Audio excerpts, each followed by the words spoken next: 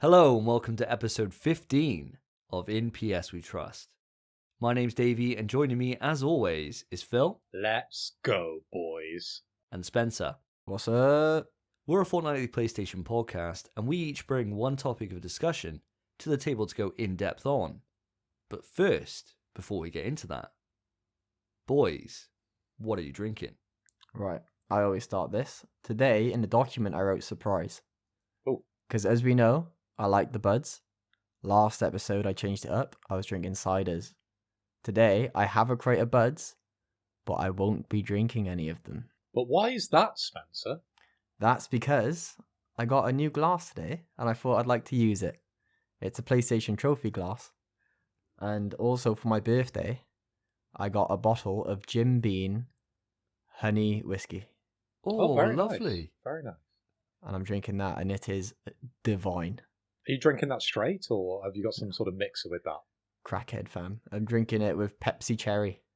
Oh my God! I tell you It's what, good. you were on an absolute storm at the minute. To good. go from Budweiser, right, like a 6 out of 10 at a push, all the way up to, I wouldn't even go that high, maybe a 4, to go all the way up then to a recorder leg, and then to be settling here with a nice Jim Beam honey. Oh, and combine it with Pepsi Cherry, the best variation of Pepsi. Bro, what's happened to you? What has happened in your life has made you turn this corner and realise that there's more out there as a taste sensation? Well, I mean, I drink other stuff anyway. It's just buds. I always buy alcohol for the podcast last minute. Buds, this Lidl's across the road, it just closed down, so that's not an option anymore. So I'd always go in there, buy a crate of buds, and that'd be me sorted. But now it's closed, obviously. I got some booze for my birthday. What's the point? I did get the buds for my birthday as well, but I thought I don't want to drink those. Why would I drink those? I drink buds all the time. I want Yeah. something new. Yeah, Yeah, and I do. I love whiskey as well, to be fair. I do love whiskey. that is a solid choice. I'm proud of you, man. I'm Thank proud you, of mate. you. Also, I Spence. do, if I end up pushing a certain button, I do also have Fireball downstairs. You do know we can talk Resident Evil at this stage. Well, We're not. There's no I know, button but I'm pushing just until saying, later. mate, I'm on my tippy toes. I ain't trying to push it. when does that button come into play then, Davey? After what we've been playing. So we got a little while, but there is one element of danger later on into the podcast where there was the Resident Evil showcase that was shown. And obviously for that section of the news, the Resident Evil button isn't active, so we'll be fine with that. For those that don't know, the Resident Evil button was introduced a few episodes ago, and the whole purpose of it was that every 2 minutes, either myself, Spence, or Phil would mention Resident Evil. And it got to the point where we decided that we had to stop ourselves from doing it. So we introduced the Resident Evil button. Because otherwise, this would be the Resident Evil podcast. It wouldn't be the PlayStation podcast, you know? It would be the Resident Evil podcast with a sprinkling of Death Stranding and a little bit of The Last of Us now and again. Exactly. So if anybody mentions Resident Evil outside of what we've been playing, and in this episode, Outside of showcase- context, I think. Just outside of context, yeah. No, because you can't use context as a rational reason, because Phil tried to argue that last time and he still got punished. Now, last episode, both me and Phil took a punishment. Mine was willing. Phil, Far from willing. Far from willing. I wasn't going to tip the dregs of a can over my head. 2 weeks ago, I had long, flowing locks down to my shoulders, and I wasn't getting that wet, because anyone with long hair knows it takes a long time to wash hair. But now, I've had a fresh fade, so potentially I would prove that by tipping the can over my head that I have finished my drink this episode. I hope that Well, happens. If it happens, which it won't, I because sincerely I hope. will not mention the game that shall not be mentioned, even though in this opener we probably mentioned it 20 or 30 times already. you've got no worries at the minute, but it's just hold on to that same ideal later on. So Phil, speaking of what you've been drinking and what you are going to drink, what are you on today? Well, Davey, I've dug deep on this one. I've looked into all the different Brewdog flavours, varieties that I've got downstairs on the chopping block. And yeah, that's where we keep our lager and our alcohol. It's on a chopping block with wheels, so you can wheel it in and out of the kitchen and out of the living room. You could be sitting there with your feet up. You could be like, Laura, pass me a beer. Well, she just wheels it in, doesn't she? Yeah. Yes. What would you like? Yes, sir. Yes, sir. And as we all know, she listens to this, so brilliant. Thanks for that, Davey. So we just shortened his life expectancy now by quite a number of years. You don't have too long left, to be honest, Phil, anyway, so probably doing you a favour, mate. I'm just getting into my prime now, 36, 37. I reckon that's probably where I'll peak. Downhill after that. So what did you find then, going through your little catalogue of nonsense beers? I've gone for a Brewdog Hoppy Xmas. It's the festive IPA. So, Merry Christmas to you, lads. That's what I've started on tonight. Perfect time for it when we're having a bit of a heat wave here in the UK. Absolutely lovely time for a bit of Christmas ale. But what are you washing that down with then? Because we might talk about a game which we cannot mention, and there seems to be a running theme about blood and wine, I thought I'd go back, crack a bottle. So I've got a 2019 Melbeck that I'm going to be sampling a little later. Part of the M&S dine-in for all the British listeners. I know the American listeners. There's quite a few these days. Probably won't have heard of Marks and Spencer's in the UK. They're basically just the kind of poshest food outlet you can buy from on the high street, really. One of, right? There's Whole Foods, isn't there? Whole Foods is number one. Then you've got Waitrose, then you've got M&S. That's my top three, I think. You'd put Waitrose above M&S. I would. I really would. Crazy, man.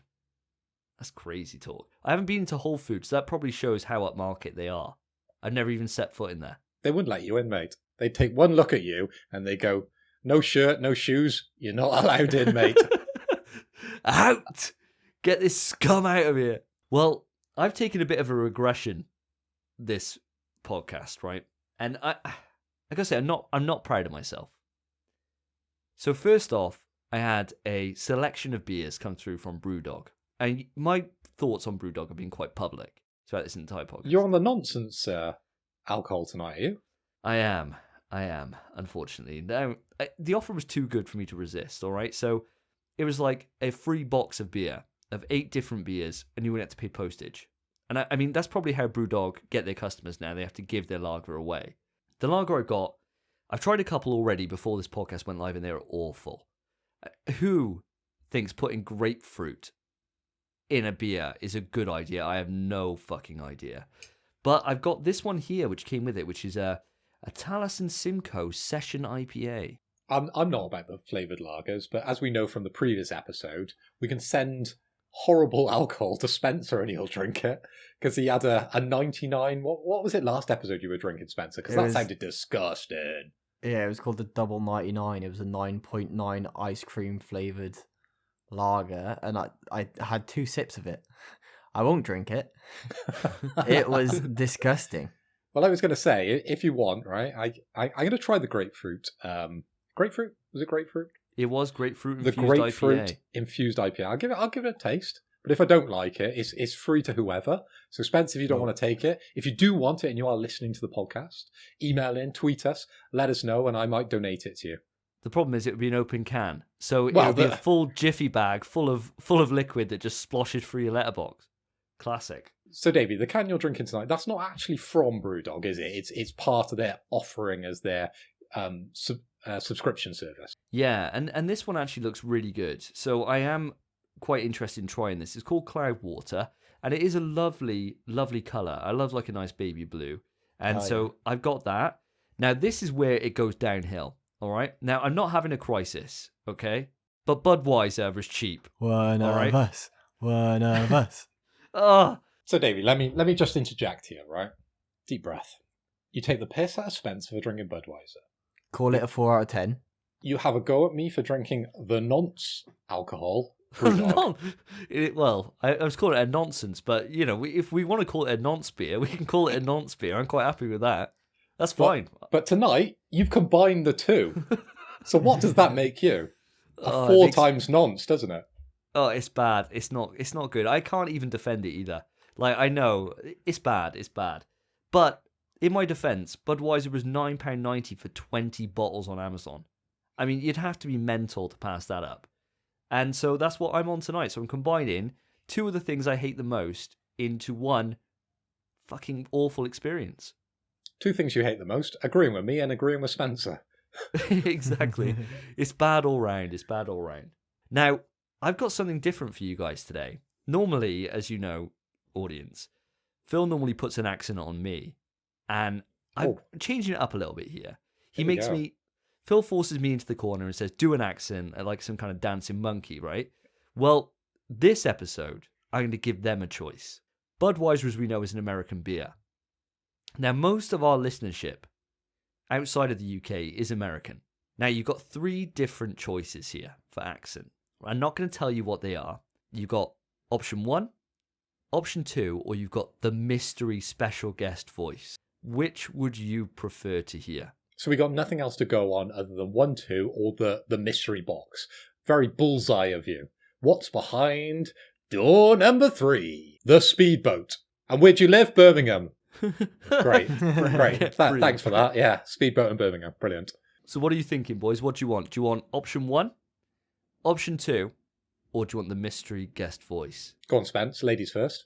I want to guess what the voices are. Can I guess after we pick? Sure. All right. I want the mystery voice. What about yourself, Phil? Number 1. There's not much to go on, is there, really? Well, we're on a bit of a fucking tie, aren't we? So, what, do you meet us in the middle? Go for number 2. Okay. Why don't you just do them all now? And then later on, we can have a Twitter vote or something to say which was the best. Okay. If that plays to your ego, Davey, let's do that. Come on. This is all this is. I'm just going to do the one that I wanted to do, which is my mystery one. All right? I was just kind of hoping you'd pick that. What about voice number 1? Nah. It's definitely going to be either like Snake or Nemesis or something. He's fucking cracked it already, isn't he? All right, here we go.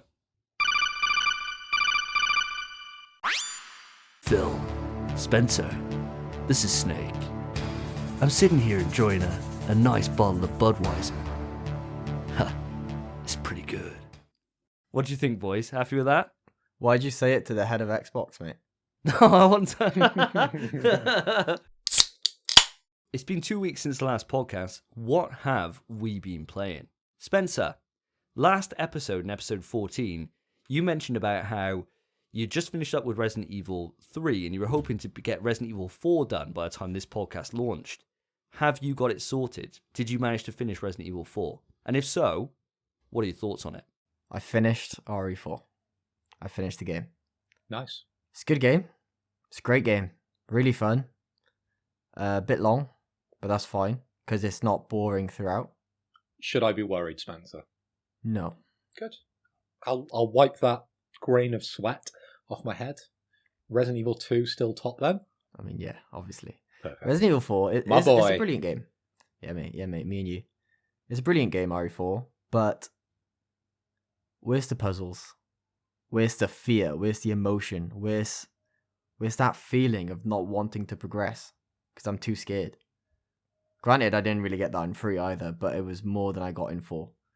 4, playing through it, felt like they could have named it anything.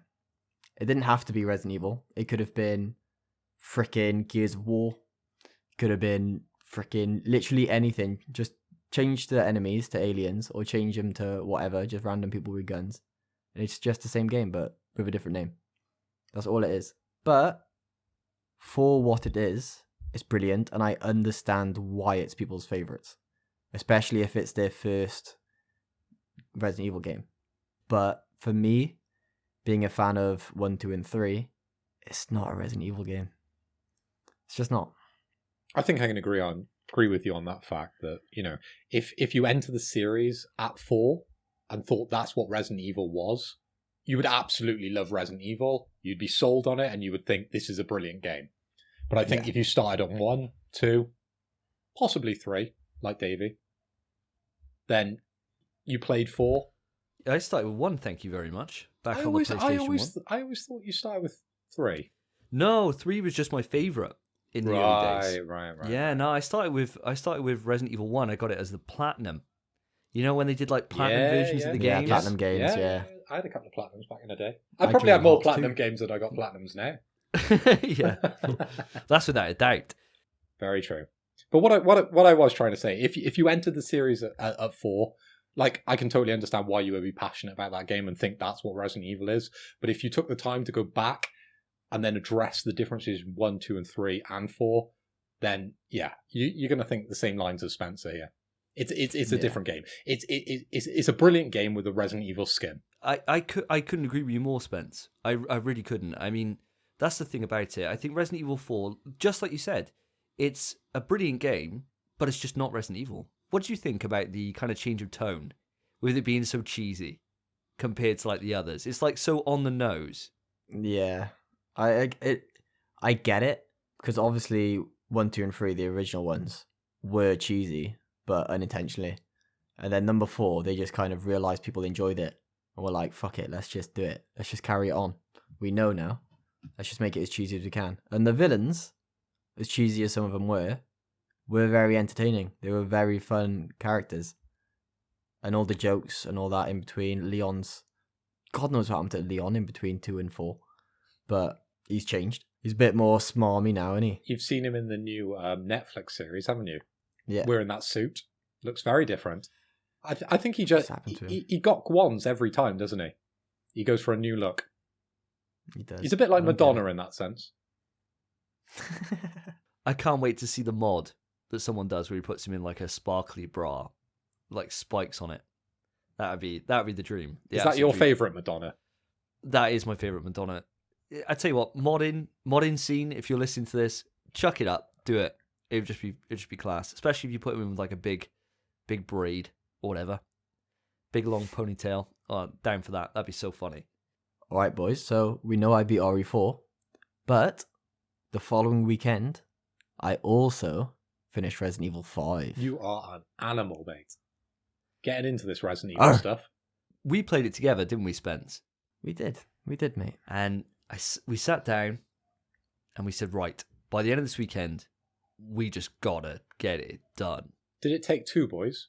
It does take 2. It does take 2. You can do it with 1, but fuck that. But no one's trusting Sheva as an AI. If I was playing on my own, I wouldn't have played it. Yet again, another thing I'm not included in.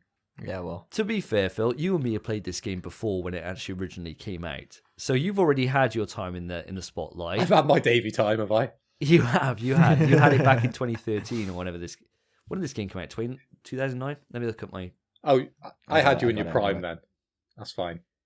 You had me in peak Davey time, yeah. Before 5th of March 2009. So there you go. So yes, you had me back then, Phil, and now Spencer's got me. Traded in for a younger model. Terrible. It's a story as old as time, Phil. So what do you feel about Resident Evil 5, Spence? Give me your top level thoughts on the game, Spence, and then we'll kind of go into it a little bit more as we go. All right. Well, the game, I had fun. I'm going to say at the start of the game, I actually really wasn't having fun with it. I thought the game was dog water arseholes at the start. It was not fun. But then towards the end, I learned how the game worked a bit more. Shoot an enemy in the head, kick him over, stab him. That's what Sheva does. Really fun. And by the end, I enjoyed it. You could have, got your quick time events a bit better. But are you actually on crack? Are you on crack? Right, there's this one bit of the game where Wesker does a monologue, right, in an aircraft. And it goes on, there's like 4 different QTEs in a row, and each one you can fortunately skip in between, but you always get like a little bit of the monologue on each section. So it'd be like, Chris, and then boom, your partner is dead, right? Because Spence would fail, and he failed so much that it just became completely comical. And I was just like, really you funny. Fucking suck at this, bro. And literally, he'd be like, nah, I got it this time. And then immediately dead. And literally, we must be on that for what, like half hour, probably? Half hour, 45 minutes, yeah. It was the point where the longer it took, the funnier it got, so the harder it was. It's just unbelievable. It's unbelievable. It was really funny, though. But every single cutscene, there was always like, I don't think we did any QTE right first time. Like, there wasn't one that we just did, because they always just came out of fucking nowhere, didn't they? Yeah, absolutely nowhere. Aren't you glad games have learned not to include these at every cutscene? Oh, thank God. I like QTEs. Yeah, but Davey's just told the millions and millions of our listeners that you're shit at QTEs. Yes. And you love them. I need the practice, don't I? Give me more. Who loves anything they're terrible at? Me. Spencer loves Smash. Like Davey, do you love football? No, mate, no. Especially not playing it. Do you love fantasy football? Oh, not this season. Oh my god, I'm having a fucking mare. But that's besides the point. RE5 is so similar to 4, isn't it? In like kind of the actual gameplay differences. The tone of it and the progression and such, yeah. Slightly more colour in the game, though, isn't there? Way more colour, Other than brown and grey, which is 4. Yeah. 5 at least has got a little bit of red and a little bit of yellow in it. It's true. I suppose, Phil, this is probably a perfect time to ask you on this, actually. Like, you haven't played Resident Evil 4 or 5 since they came out, so it's been a long time since you played them. Which one's your favourite out of the two? Out of the two, thinking back now, I would definitely say I enjoyed my time more with Resident Evil 5. But that might have been the experience that we had playing it together, sort of online, because that was a new thing back in the, PS3? PS3 days, yeah? Playing online together in a single-player game, or a two-player game, online, co-op, that was kind of a new thing in the PS3 era, you know? So yeah, I was really hype on that kind of like interaction and being able to play online. I remember Wesker, this is what I wanted, right? Playing Resident Evil 4, it didn't tick that box, did it? Wesker coming in, this is the most Wesker-focused Resident Evil, isn't it? So far, yeah. Well, it is. You know what happens at the end, you played the game. I mean, well, yeah. But it's Resident Evil, mate. Come on. He'll come back as a clone, I'm sure. This is... Yeah. Phil, you're exactly right. The biggest prop I can give this game, compared to 4, is that it actually feels like a Resident Evil game, with its plot and its story. It plays the entire thing so straight-faced, right? But it's totally outlandish. He's so evil through the whole of it, especially when he backstabs that woman. Yeah, Excella. Oh my god, when he did that, that was my favourite bit. She might as well just be giving him a handy, right? She's like touching him up, and she's like, "Oh, I always look after my big man," or whatever. She is thirsty through it all for Wesker, and then he just backstabs her. Yeah, turns into brilliant. Giant slug monster thing. Yeah, the plot's amazing. The plot for 5 is leaps and bounds better than 4. I'll tell you what, I've realised what my least favourite things about the game were. Let's go. So I'll quickly list them off. Quick turn, dog shit. The inventory, 9 slots is shit. You can literally have 1 weapon either side, or like 3 weapons for your quick access, then a heal. Then the rest is taken up by ammo, and you can't really pick stuff up. But don't you think they changed that because Resident Evil 4, you had so many options when it came to your inventory management, right? Yeah, but that's what made it satisfying. Resident Evil 2 was good because you didn't have all that optionality. Yeah, but they gave you the fear obviously is ramped down in 5, in my opinion, compared to 2. Yeah, sure. Okay, go on. A big issue I had, or I think anyway, was the checkpoints when you die. Because there was one section where we had to kill 2, what were they called? Regenerators? Not regenerators, that's already... Oh, you're on about the big guys with the bugs that you can only shoot. The armor bugs. You can bugs. kill them by just shooting their white weak points. Yeah, we had a nightmare with 2 of those, and the checkpoint, every single time, we'd have to respawn, wait for the loading screen, respawn, climb up a ladder, go in the left room, heal each other to clear a space in our inventory, pick up an item, lay down mines to clear more space in the inventory, go to the right room, pick up more stuff, go down, mix a herb to clear another slot in the inventory, go back, and then if we died, we had to repeat the whole thing. I've got a solution for that. Get good. Right, well, this is what happened. We had a nightmare because we kept planting landmines, started planning ahead, and then the one time we actually beat them, we just stood next to the checkpoint, turned around and just shot them. That was all we did, and it worked perfectly. And we were just like, why did we overcomplicate it? You get that all the time in Resident Evil, though, don't you? Where you can like bug out things and catch people. We didn't bug it out. We didn't even bug it out. We just did. We just shot them in their weak spot. That's all we did. Yeah, we literally just pulled out, instead of using the rifle and going for precision, just pulled out a pistol and just spammed it into where their weak spot was, and it just took them down in no trouble at all. And I remember I felt really pissed off by that, if I'm honest. I was really pissed off. Because that's why I brought it up. We spent like an hour on it, and we had this proper game plan, and it just turned out no game plan, just turned around and just fucking pump it full of bullets. All your issues really seem to be surrounding kind of like the limitations of probably the console and kind of like the generation at the time. Do you feel like you were spoilt with playing, the remake of Resident Evil 1, Resident Evil 2, and Resident Evil 3 compared to this one, which actually hasn't had a remake? If they were to remake Resident Evil 5, do you think all those issues that you're having now probably would get solved when it comes to movement and control, and probably the limitations on kind of like the slots in your inventory? Do you think Right. then you would have a different opinion on the game? Because I have such fond memories of the game, but a lot of those are probably due to playing it with Davey, playing it 2-player online, which was Yeah, and amazing at the time. and I hadn't have had any remakes. Well, I think at that time probably I had a remake of 1. Yeah, that's probably right. Yeah, HD remaster of 1, but I wouldn't have had the blessing of the remake of 2 and 3. No, that was 2019. Definitely not. I'll say a remake of 5 would probably fix all the issues, but I will not give RE5 its benefit of the doubt that it was on PS3 and it was a more limited hardware, because RE4 was better. And I was on an even more limited hardware. Plus, the same hardware that birthed that game birthed the Uncharted trilogy, The Last of Us, all these amazing feeling games, right? So there's no excuse for that. It's literally just a case of, for me, it's as clear cut as they try and copy Resident Evil 4.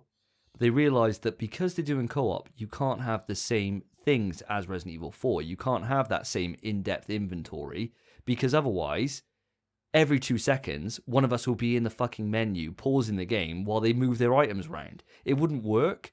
So they think, right, well, we'll simplify it. But the problem is they distilled it to such an extent that it takes away the whole point of what made Resident Evil 4 fun to begin with.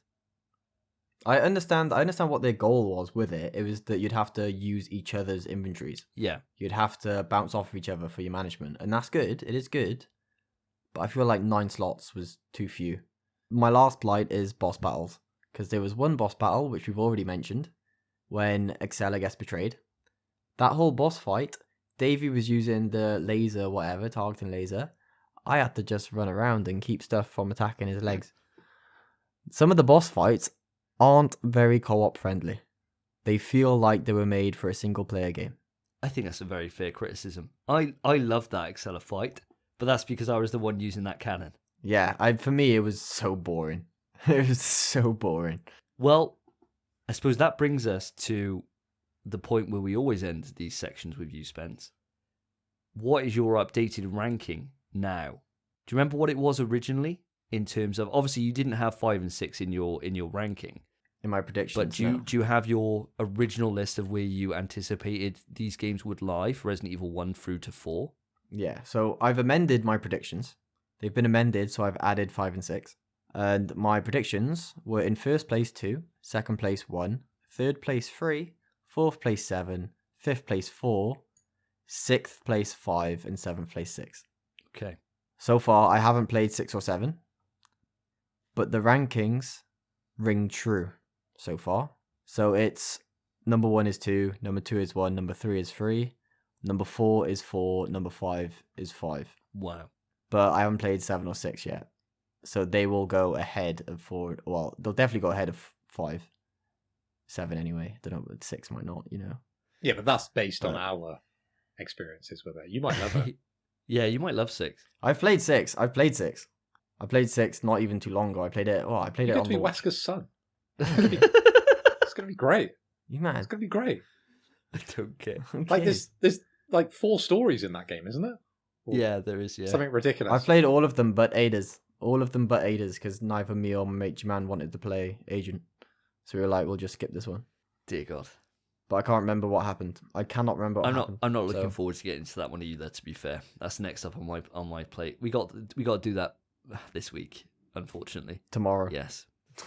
So moving away from the Resident Evil talk just for a moment, Phil, what have you been playing these last 2 weeks? Well, Davey, I'll have to be honest with you guys.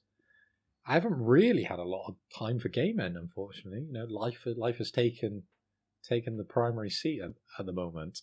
But I have had a little bit of time, and I've delved into Resident Evil. Oh no, sorry, Oddworld Soulstorm. Wow. I think I played probably about an hour, maybe an hour and a half last episode, and I gave you my initial thoughts. But Sure. digging deep into this game, I'm really enjoying it. I've spent a bit of time now, got into it a little bit more, and I'm enjoying. Well, it's a 50-50 game. It really is. I love it, Yeah. but at times You I hate it. absolutely hate this game. But it's not for the game being terrible. It's for the game being frustrating as hell. I can vouch for you, mate. I can vouch. When I was over my girlfriend's the other day, I actually tried out Oddworld. I gave it a little go myself, played it for maybe 1 or 2 hours. Fuck me, man. It's fun. It's a fun really game. fun. But it's so easy to get frustrated with When it. you get It's- something right, it feels super Feels slick, good. right? As soon as you get something Yeah. wrong, and then you get something wrong the second time, and then you go back the third time, you get a little bit further, and then you fail. You're like, like it. All I can say is there was one segment that I literally had to cheese. Sure. I checkpointed really close to it, and there was like a spring launch or something, or a weird jump. So I just spawned, ran before the enemies spawned, and jumped over them, got shot maybe twice, and just made it to the next checkpoint. And I was just like, fuck that, fuck that, fuck that. I died maybe 45 times. You may have got further than me in the game. So I'm up to level 6, just getting towards the fat station, if you know where that is in the game. Oh no, you're 100% Okay. further than me. So there's a lot of movements on the lifts. Listeners might be able to sort of know what I'm talking about here. And the flying squigs, they are absolutely impossible. Over and over and over I've played that to get through it. And I've managed to get through it now, but I've spent hours now trying to get through a little section of that game. It is so difficult. Have you managed to keep all your Mudokins alive? Yeah, I'm really good at the Mudokins, right? I'm really good at like moving them to certain places, getting them to stop, not getting them eaten or not getting them shot. But it's Abe that I'm having the problem with. And those landmines, Yeah. the timing on those landmines is so specific. Tell So me about specific. It like bleeps, and then it goes to red, and then And it's then a it's slow bleep, innit? and then it goes back, Yeah. and then it's a fast beep, right? And you think, oh, that's easy, right? I've got this. I'll crouch up, walk forward, go to tap it Yeah. every time, die. You have to press it You early, do. I swear. Like I always press it on red now, and that's the only Yeah. way I get through it. I'm 6 out of the 17 levels apparently there is in this game. Doing a bit of Nice. background reading, a bit of research on it. A lot of people think there's only 15 levels, but that's all dependent because there's multiple endings depending on how many Mudokins or muds that you save. How's the trophy list? I honestly haven't checked. I've checked. Of course he has. Of course he's had a look at the trophy list, of course. I'm drinking from a platinum trophy glass, boys. Sure. Come on. I'd imagine this is a very difficult platinum. It's not difficult, maybe time Yeah, consuming. yeah. Not even like exceptionally time consuming, but if you're good at the game, it'd be easy. You have to learn the game.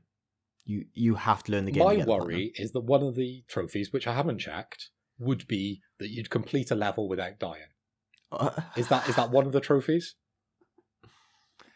The one trophy is complete every level without Impossible. dying. Absolutely impossible. Absolutely impossible. That game. Jesus Christ. Yeah, that's what I mean. It's not like if you're good at the game, it wouldn't be a very hard platinum. But you have to learn the game. You have to be good at the game to get the platinum. Jesus. I kind of really respect those kind of trophy lists, though, because it's like I always Yeah. say with Wolfenstein, right? And there's this trophy in Wolfenstein that I'll never get, and I respect anyone who's got it. And it's complete the game in Mein Leben difficulty, which is the hardest difficulty of the game. And it's a single life. As soon as you die, you restart the entire game. So you can be on the last fight, you die there, and you restart the entire thing again. No saves, you just got to do it in one go. And that game is hard as fucking balls on normal. People, like reviewers, had to turn it down to easy to complete it. It's hard. It is hard. And so people who have that trophy list and have that platinum, fucking hats off to you. Because that ain't me. I ain't getting that. And if Abe is like that, then I do respect it. It automatically kind of turns me off from those kind of trophy lists. But the people who like stick to it and get it done, Jesus, props, mad props to that. That's a big dick move. Big dick. Massive respect if anyone does get that platinum, and please email into the show because we'll give you a shout out. It's the least we can do. But this game definitely, it's had some positive reviews. Sort of reading around the internet, it's sitting on a 69 out of 100 on the Metacritic. So people are enjoying this game. You think that's a low score? Yeah, I'd say that's on the low end. That is quite low. Yeah, that is quite low. Okay, well, the reviews I've read, they do seem generally positive about the game. They say it's got its bugs, but hasn't most games that sort of release at that price point. But it's a long game, 17 levels, and that complexity. If me and Spence are saying we're spending like an hour, he's spending 45 lives, or minutes on a certain level, and people are getting through this without a death. It is a deep game. Correct.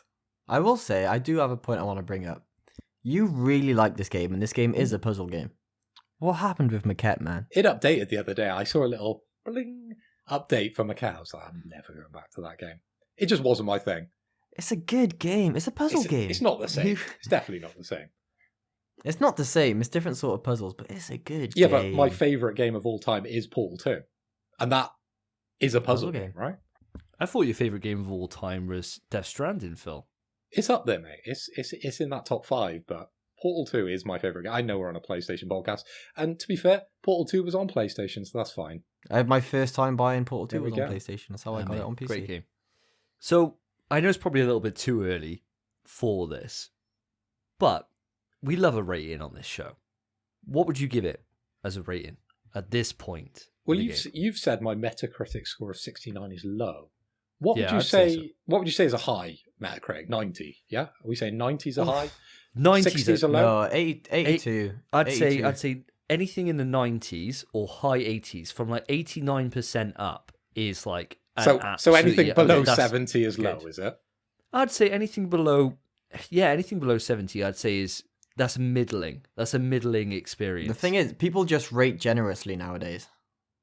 So most games are 60 or higher, even if they're not good. Unless a game gets like tanked, like Cyberpunk or something. I bet that has a shit Metacritic. Well, it depends on if you go on user score or Metacritic score, doesn't it? They're very different. So Metacritic, the actual Metacritic score is the score across the what they say the top critics. Yeah, and it's not weighted equal or anything like that. So it's not a perfect system. There's lots of money involved there as well. So there is a lot of money. You can't always trust there is. But I always like to bring it up as a perspective, because generally, whenever I sort of delve into a game, I like to pick out the Metacritic scores. We've got a bit of a running theme here, but around 70 seems to be average for what the games we've talked about previously is. Yeah, so what would you say, what would you give this out of a 10, Phil, so far? For me, what's a 10? A 10 for me is Portal 2. I would say, Death Stranding, Resident Evil 2, they're my 10s. Yeah. What's a 1? Yes. What's a 2? Maquette, right? Shut up. Shut up. Because I've previously liked Abe's games. And I think this is why it's attracted me to play this game. And I have spent a fair amount of time. I've spent a good couple of hours getting through it, level 6 out of 17. And as I've said, as I've admitted to, it's hours worth, that is. That's a good couple of nights spending on that. I'm going a solid 7 out of 10. That's good. That's decent. A Phil Hoy official 7 out of 10 for that game. Fair dues. Worth a try, but I think only if you're like of my age. It's not for everyone. A younger audience won't enjoy this game. I mean, I enjoy it. I'm going to play it. I'm going to keep playing it. But I suppose this is the beauty of it, isn't it? Because it's the PlayStation Plus game for us PlayStation 5 owners, what's the harm in giving it a go? Even if it's only a passing interest, you've got no harm in downloading it and giving it a try. I suppose the only difference is if you've got a PS4, then maybe just go on to the store and just redeem it and just wait until you buy your PS5 and then try it. This was definitely a game I previously said I would have bought if it wasn't on PS Plus, or if you boys hadn't have been so lovely as you are and bought me PS Plus. This was a game I was interested in anyway. So there is a bit of love for this, title. So that goes into it a little bit. I don't think that's too relevant at the end of the day. Like, there's no objective review. There's no such thing as an objective review. They're all, opinion based, and opinions are going to be different, and your own ideals and what you're interested in is going to be different per reviewer. And that's why if you want like an honest opinion or a good little reflection, you find somebody whose opinions you kind of vibe with. And then if they say it's shit, then you think, okay, maybe this isn't for me.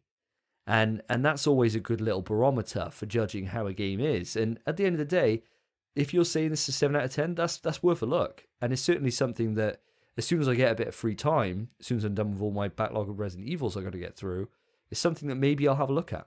The fear I have is that people enter into this game not knowing the series, and it just kicks your ass, and then you don't give it a chance, right? There's a lot of people out there that aren't as willing as Spence. Obviously, you're on a podcast. You need these things to talk about. I love the game, so you're giving it a bit of time, right? There's lots of people out there that will download it on PS Plus, play the first couple of levels, and just get rinsed because they just don't get it. They never played Lemons. They never played Oddworld before this, and they just won't get what they need to do. I will say, as much as I do enjoy Abe, I am enjoying it. It is a fun game. It's not my first choice to play. If I had absolutely nothing else to play, I probably would have finished it by now.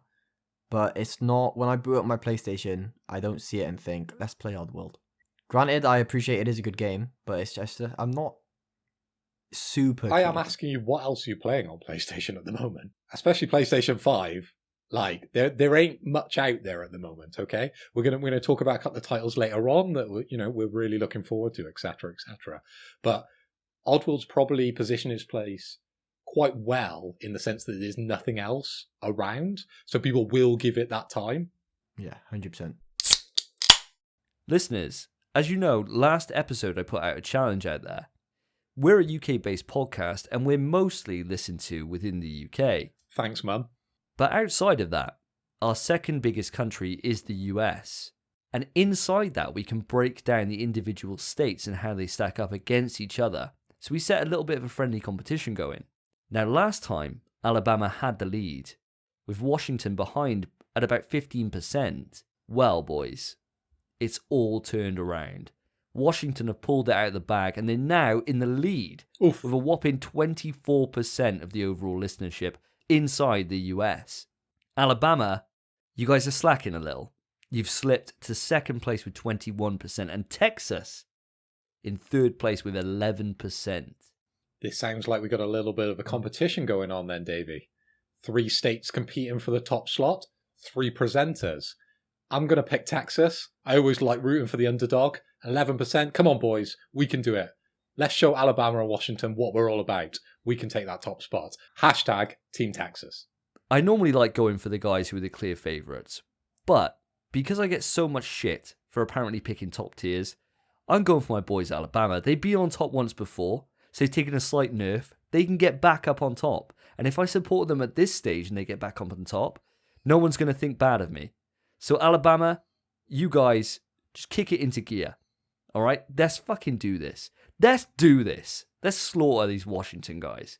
This is unprecedented. This means, like in high school, I didn't get picked.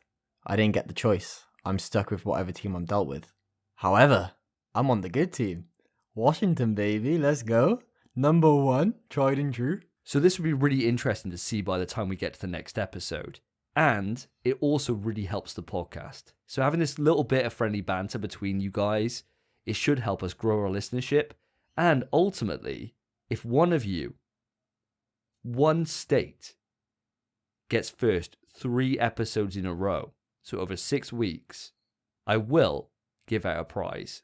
Now, where that prize goes, probably to your mayor, unless one of you can supply me with a location to send a prize to. And is that prize going to be Robot Wars for PlayStation 1 that's been dicking about in my cupboard since episode 1 of this podcast? Probably.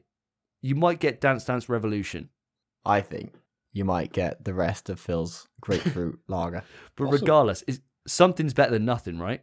So share it around, and it really helps us as a podcast. And thank you ever so much for your support so far. Now, if you want to write in and take charge of the podcast and suggest topics or have something to say to any of us, you can write into the email at pswetrust@gmail.com. We also have a Reddit page where you can interact with the show's hosts, me, Spencer, or Davey. We're all on there. We'll answer any of your questions live on Reddit. And any questions, of course, we'll include in the show. We also have a Twitter, the Twitter being @InPSWeTrust, where you can always reach out to us, DM us, anything you need. We also have our individual Twitters, which I'm sure will be in the description below. So feel free to reach out. We'd love to respond. As you well know, listeners, Returnal is just around the corner, releasing on the 30th of April. Now, there's been a huge focus on Returnal over the last week or so with the preview events that are happening right now, and there's been tons of information come out and loads of hype. It's like a real 180 on this game, which is phenomenal to see. As you all know, I've pre-ordered the game already, and I was sold on the game as soon as I saw Housemarque was involved with it, being a diehard Housemarque fan. What I want to know, guys, has this changed your perception on the game? And are you now interested in picking this up day one? I'm not going to lie. I had initial interest on Returnal when I first saw it. And then as time went on, the hype just died. And I really wasn't very keen on it. I thought it might be a good game, but probably not for me. And then Twitter, all of a sudden, Returnal was everywhere on Twitter. Watched a few things. I heard about DualSense having a lot of stuff to do with Returnal. Apparently it's brilliant haptic feedback, 3D audio is supposed to be the best 3D audio we've had. And I watched some gameplay and I thought, shit, I want to play this. And then within 20 minutes of seeing some Twitter footage, I pre-ordered the game. So for me with Returnal, I wasn't hyped about this game.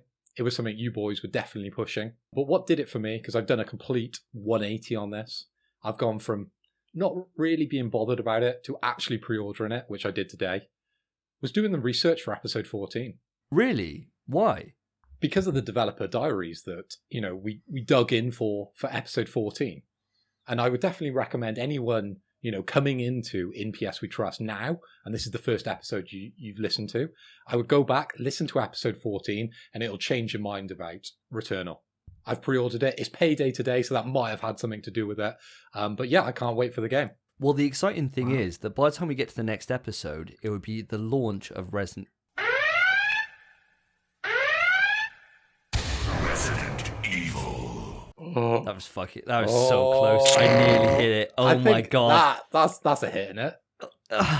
Spencer, Spencer, if you press a button on the key halfway, does it like type the letter? I can't believe I just did it. Hang on, I'll test it right now. You ready? He's pressed the button. All right.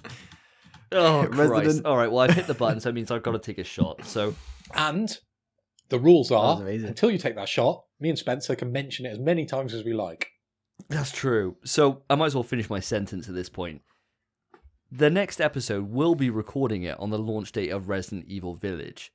So it means that we will have had a lot of time with Returnal by the next episode. So I cannot wait to talk to you guys about it. I'm so looking forward to it. I'm actually so pumped. Cannot wait. Take your shot. I love that you taking that shot is more important than what you have to say. Take that fucking shot, bro. Davey has now taken his shot. The button is reactivated. I will say, as I was saying, Returnal, very much I'm looking forward to it, mostly because it will be the break from Resident Evil. Resident Evil. I'll do a shot. Oh my god. Oh my god. Oh my god. I was so used to saying it. It's hard, Damn it, man. It's hard. The button's hard. It's hard. The button makes it harder because we just were comfortable talking about it. I literally said the button's active and I said Resident Evil. I hate my life. I'll be back now with my fireball. Right, I have a question, right? Referring to the button. Okay. Let's peek. Instead of this, could I just neck this? Yes. I can neck this. Yeah. So for the Fantastic. blind listeners out there, Spencer is holding up the rest of his cherry Pepsi and honey Jim Beam. And there's half a thing there. I'd say There's that's a big fine. glass, mind. It's a big glass. But as soon as you finish it, you've got to tip it over your head. Yes, we have to know there's It's nothing a in there. see-through glass. I don't. It's a see-through Mate, glass. I don't fucking care. Come on. You didn't do it last time. Yeah, different rules, different episode. Yeah, It's a it's true. see-through glass. It's episode That's not 15. how It that always works. gets harder, Episode mate. 15. It gets harder. This is in episode 14 anyway. Progression. Welcome You've to got the to do big it in boys. one, and if you fail, the rest of it's going on your head, mate. I mean, no, I'll do it in one. My issue, right, is that I've got the Pulse headset, man. Take your headset off. What? Is You already pissed Is your the mum bed. going to wash your pajamas? I didn't. Probably. You've Well, already got who pee on the cares? bed. It doesn't matter if you get Yeah. some drink on it as well. Stand up. It's Like, I not wouldn't do it on your chair. chair, though. Or on your chair, yeah. What? In it? That's what I'm saying. It's your chair. Take your Just in headset one. off. We'll give you 1, 2, 3, and then just do it on your head. What's I'll just funny down it is now. You can see it. what's fam. funny is that Phil is only seconds away, I reckon, from hitting the Hey. button himself, and then we're gonna have this whole thing of, oh, I'm not pouring it on my head. Davey, what button is that? We can say it. He's not taking his drink. Yeah, I yet. It's the haven't Resident drank it yet. You can It's say fine, it. okay. Go on, drink it, Spence. Before he says the L. For our blind listeners out there, he is currently drinking it. He is doing it in one, and by the looks of it, it's going to be down in one, and it is. And because he's even got the dregs. So we need some well done, proof top marks. on your head. Good lad. He's even Good put it on lad. his head. He's No done it. drips. He has done it. 100% perfect, top marks. The button is now active. We shall resume with the normal show. The reason I'm mostly looking forward to Returnal, I think anyway, is because it will give me the well-deserved break I need from the game that we can't mention. Just because I've played 1, 2, 3, 4, and 5 in such quick succession, one after another, with no breaks, I need a break. As much as I love those games, it's draining. And I think Returnal is going to be that dumb fun that I need. Just until the next one, comes out. I feel you so much. So much. I mean, all I've been playing for the last 7 months now is that. And so I cannot wait to take a short little vacation away from the series that I love so much. After the research I did in episode 14, I kind of feel like Returnal is going to have some of those sort of horror, sort of more intense kind of scenes that are very similar to the game we can't mention. So I don't know if it's going to be that much of a difference. Obviously, the gameplay is going to be massively different, isn't it? It's a first-person shooter game. There seems to be bullets flying everywhere. It's going to be third-person game. It's going to be vastly different, apart from maybe that game 3, because there was a lot of bullets flying around in that one. This is getting hard. Right, It gets very difficult, doesn't it? We're on such thin ice. right, let's move on. Please. We have moved into quick news. Quick news we introduced a couple of episodes ago, and you guys have really responded well to it, so we're going to keep it going. So we have found news that aren't full topics, but things that you guys should know. So the first thing I'm going to cover is an update on a previous story we've covered before. It turns out the PlayStation Store on PS3 and PS Vita is not going to be closing after all. So Sony have walked it back, and they've decided that it's not a good idea to do that. And that is fantastic news. It means all the work that people have done in criticizing Sony for this and getting to Twitter and really putting the heat on them has paid dividends. So well done.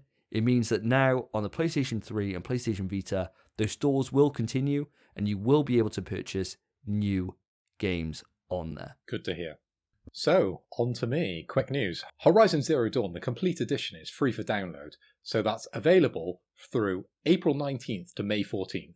This is part of PlayStation's at-home initiative. So this includes Horizon Zero Dawn, the Frozen Wild expansion, the Karja Stormraiser outfit and Karja Mighty Bow, Karja Trader Pack, the Trailblazer outfit, Culling Bow, Traveller Pack, Nora Keeper Pack, and Digital Art Book. So a lot of digital extras there for you. Personally, I'm quite excited for this edition because I've never been able to play the Frozen Wild expansion because of the difficulties with having a American PS4 account. So looking forward to that, guys. I'll be on that soon, reporting probably on episode 16. Right, so my little piece of quick news is basically there was an Apple presentation the other day on 4/20, my birthday, by the way, just so everyone knows. Davey, still haven't had my present. But basically, during their presentation, they were showing off the new iPad, and one of the things they showed off for some reason was Devil May Cry Mobile. And I watched this presentation, it looked quite sick. I've no idea why, but weirdly enough, it didn't show any touch controls, yet the combat looked fluid. So I was a bit weirded out until they showed a DualSense controller on the screen. So this shows that the DualSense controller will be compatible with the new iPads, and for some reason you'll be able to play Devil May Cry on your iPad. The MC3, I think, was the game they showed. So I actually watched that presentation as well, Spence, the spring-loaded April 20th Apple event. And I watch a lot of these Apple events, and I've never seen a third-party controller or any peripheral sort of linked to an Apple device before. I think that's really interesting that, Capcom are getting involved on Apple's gaming platform, which I haven't seen a lot of, developers trying to push that in any sense. And then seen a PlayStation handset, Sony PlayStation handset. It's not an Apple handset within their conference. I think that's huge. I think that's huge news. Regardless, I'm not even talking about the game. The game is minor. I'm thinking there's Capcom trying to be on the Apple gaming platform, and then you've got a Sony handset connected to the new Apple iPad Pro. Yeah, I agree. It is big. It's big. It's the first time Apple are actually pushing another company's software or hardware. It's big. But in the past, it's already existed. I've literally played Dead Space. I've already played Street Fighter. I played Skullgirls on Apple products. And I've even played PUBG Mobile with my DualShock 4. Because it just connected over Bluetooth. It was easy. So although this is the first time they're pushing like third-party or Sony peripherals onto their platform, it's always kind of been a thing that has existed. But it's nice to see that they're actually pushing it for the future. I know this has gone on a bit further than sort of what Quick News was entitled. It was meant to be a quick burst of, a topic, but this is probably branched out slightly. But do you feel like Apple, they're trying to take notice a bit what's sort of popular within the gaming kind of atmosphere at the moment, and PlayStation is huge. With the PS5, the handset is a big deal. Including that, it's got to add to the provenance of kind of their platform, really, hasn't it? If you can use a handset you're familiar with a platform you're not so familiar with, that encourages you that there's the possibility there's other games outside of PlayStation to play. Are you implying that the Apple Devil May Cry game is going to have adaptive triggers and haptic feedback? That's actually something they did mention in the conference, yeah. That's insane. That's insane. Yeah. They said that's available on the new M1 chip, which is included in the new iPad Pro. That's crazy. They were boasting about it's that powerful to be able to handle all those interactions. So one bit of news that might be interesting to you lot is Jeff Kaplan, who has been with Blizzard for a hell of a long time and is responsible for Overwatch, amongst other things, has decided to finally hang up his boots and leave the company. Do we know where he's going? Do we know what he's doing? Not yet, but it does mean he's a free market. He's out there, lurking in the shadows, ready to pounce on the next studio. He's out on Tinder, ready to go. You just got to swipe right on Jeff Kaplan. I'll say that's weird news considering we know that Overwatch 2 is happening and on the horizon. Exactly, yeah. It's a pretty big deal. And he's a massive, massive component to Blizzard. And so seeing him go, there's been a massive outpouring on Twitter. There's been loads of support for him. And to see him go like this, just all of a sudden, especially as you said, Spence, that Overwatch 2 is pretty much around the corner, really. Do either of you boys have any interest in Overwatch at all? No. Phil? I bought it when it first came out. Quite enjoyed it, but had the limitations, of course, of playing online on PlayStation 4. I'm a big fan of, Blizzard games. Definitely played a lot of World of Warcraft, played a lot of Heroes of the Storm, played a lot of Hearthstone. But Overwatch is probably the game I've played the least coming from Blizzard. But it'd be interesting to see where Jeff sort of ends up. A lot of people that build up that name, break away and potentially have their own studio. Is he going to be the next Kojima? Is he going to have his next Death Stranding? I'm the same as you. I bought Overwatch on launch. I liked it at first, and now I haven't played it in about 2 years. We'll see what happens. And I suppose that's the thing, isn't it? If we keep an eye on it, there's loads of things happening at the moment, loads of change happening in the gaming landscape. It's only a matter of time before something breaks and he's attached to a major project. He's a major player after all.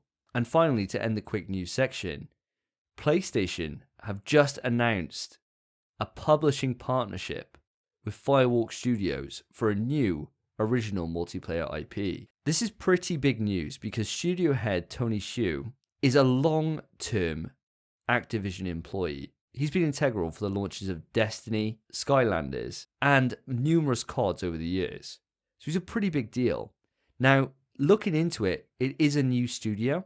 Already the staff that's in there at the moment, you got Ryan Ellis, who is the actual game director on this new initiative, and he was the creative director on Destiny. You've got Alina Sigmund, who is the executive producer, and she was a producer on Guitar Hero 2. Fucking love that game. BioShock Infinite, and multiple Destiny releases. It's a pretty big hitting team of people involved with this project. So something we're going to have to keep an eye on as we go forward. They teased there's going to be news about this coming shortly. So hopefully we can see what they're going to deliver, and then we can go full on into this. For my topic, we're going to be diving into the game that shall not be named. Now, fortunately, as teased earlier in the podcast, the Resident Evil button is off for this topic because we are discussing the Resident Evil showcase. Now, this is the second showcase that Capcom have blessed us with, and there's loads of stuff for us to unpack. So first, before we get into what was actually shown on the showcase, we made a number of predictions. And as normal, with this show, for each prediction we get right, you get rewarded. For each prediction you get right, you get to give out a shot to somebody else. And if somebody gets a hat trick, where all 3 of their results come up gold, they get to give out a total of 5 drinks. There's a lot on offer there, isn't there? It's a lot of pressure. A lot of pressure. Now, fortunately, we don't have a good track record of getting stuff right with predictions. Not on the podcast. We need to go back to the gym, mate. That's where our predictions were hot. They were. I think it's location-based for me and you. Because on this podcast, we've been terrible. So, I think the best place to start this topic is to go through what our predictions were. Good. We can then see how right or wrong we are, dish out the punishment, and then dive straight into what was actually shown. You happy with that, guys? Yeah. So you kind of set out that we would do a safe prediction, a possible prediction, and a wild prediction. So Spence? Right, my safe prediction was that we would see combat gameplay. My possible prediction was that we'd see lickers. Yikes. And my wild prediction was that we would see a second playable character. I also wrote in my notes that it'd be Chris. Okay, Davey. Oof. So that's Spencer's safe, possible, and wild. Let me hear yours. So start with the safe, move up to the wild. My safe was that a new demo would be revealed and out shortly on the PlayStation 5. Who would have thought that? Shit prediction. My possible was that RE-verse extra modes would be shown, i.e. teams, capture the flag, etc. Wesker or a classic villain will be revealed as playable BOWs. And my wild was that RE4 remake trailer would be shown with a possible date. So for me, my safe was Mother Miranda would be confirmed as the masked person. So we get some more info on him or her. And something maybe related to the ceremony with the child, assuming, the life of a virgin's blood was integral to the story. That was my safe. I thought that was in there somewhere. My possible, we would see some kind of boss gameplay or some fights. Either one of the daughters, Heisenberg, or potentially Lady Dimitrescu. My wild, I think Chris is going to be a bad guy. We're potentially going to see Ethan and Chris come to blows at some point. And then throwing out there, I wanted Wesker. I love Resident Evil 5. So, how did we do on our results? Right. I went first with my predictions, so I'll say what I got right. There was combat gameplay. But you ain't having However, that. Come on. No, I agree I'm not having it. They showed off a secondary mode, the Mercenaries mode. And that's the combat they showed. They didn't show any in the base game. So I acknowledge that I was wrong. And there were no lickers. And we don't know if you can play as Chris. We'll have to wait for the full result. But you didn't get any. So 0 for 3, 0. Spencer. So your streak that you had from the last time we did predictions has ended. And you are now back down with me and Phil as mere mortals. My predictions, I started off strong. There was the demo revealed, which is available in timed locations across the PlayStation 5 at the moment, with then a kind of open demo, which is going to begin the week before Resident Evil 8's launch. So that's a point straight on the board. The rest of them came up as 0. Now, if I wanted to be pedantic, Nope. I could nope, argue no. the wild one, right? RE4 remake. I mean, they got that It's not a Oculus remake. one, right? It's not a remake. Come on, mate. It's a port. So It's a how many are port, we it's not a saying you remake. got right, Davey? Are we saying 1 or 2? I'd be happy with 2 as long as the shots one. went to Spencer. Shut up. It's 1. When I think about it, Davey inside his body knows it it's is 1. It is 1. I wouldn't class that as a new game. It's just a different way of playing the existing game. So no, It's a port. I'd say it's 1. I'd say it's 1. And for Phil, what about yourself? Okay, listeners, if you ask me personally, I think I got 3 for 3. Fucking Shut up. talking Shut up. shit, Shut up. alright? But if you ask No the lads, I think I could probably only claim one of them. You know, with my... And even then, I am not happy with you claiming 1. I said this on the Twitch live screen. I'm not happy with this. Which was the one again? Exactly. So with my safe, obviously Mother Miranda was mentioned quite a lot in the demo. We heard his or her Sure. name mentioned quite a lot throughout it, and then we also heard that she's there to save them all. So I thought, safe ticked for me, but the boys didn't let me have that one. Possible. No way. We're going to see some sort of Yeah, I bosses. disagree. There were bosses galore through those videos. Oh, shut Nah. You're going shut through Just up. character on that little shows. boat. There's something popping up. There is boss fights there, but they wouldn't let me have that one. Okay, we get towards No the shot. end, and what happens? Ethan seems to be under the cosh with Chris, with his gun and his cronies.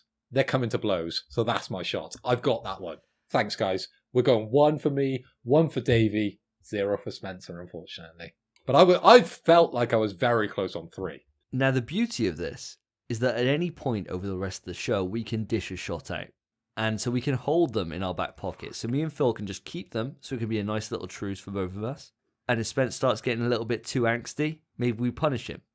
But that's always the danger. Quick question. Do these shots have to come up in this episode, or can we carry them over to episode 16? No carry forward. No carry-ons. It's got to be used this episode. I'd say they have to be used this episode. Yeah, they have to be used. Well, we'll wait to the end, because I know if I use mine, Davey's going to hit me. And my only Exactly. defense is attack, so I'm going to keep mine close to my chest. Just before that sign off at the end, just before I say peace, I'll be like, Davey, take that shot. Well, you know how the Cold War happened? Because you have America and Russia with both nukes on both sides. They can't attack each other, right? We're in a Cold War right now with me and I'm Phil. America, you're Russia. I don't know who Spence is. I'm the North Pole, mate. I'm the North Pole, just chilling. I'm Santa in his workshop, Oh, mate.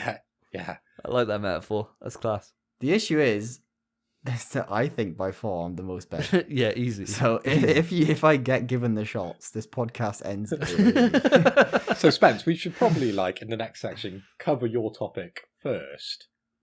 Yeah, I think it's Because probably a good idea. So you the can final carry 2 on topics about might me. just be me and Davey talking. Let's move into what we've learned. I'll paint a picture here, guys. So when we went into this showcase, I wasn't excited for it like I was for the first showcase because I'm already sold on the game.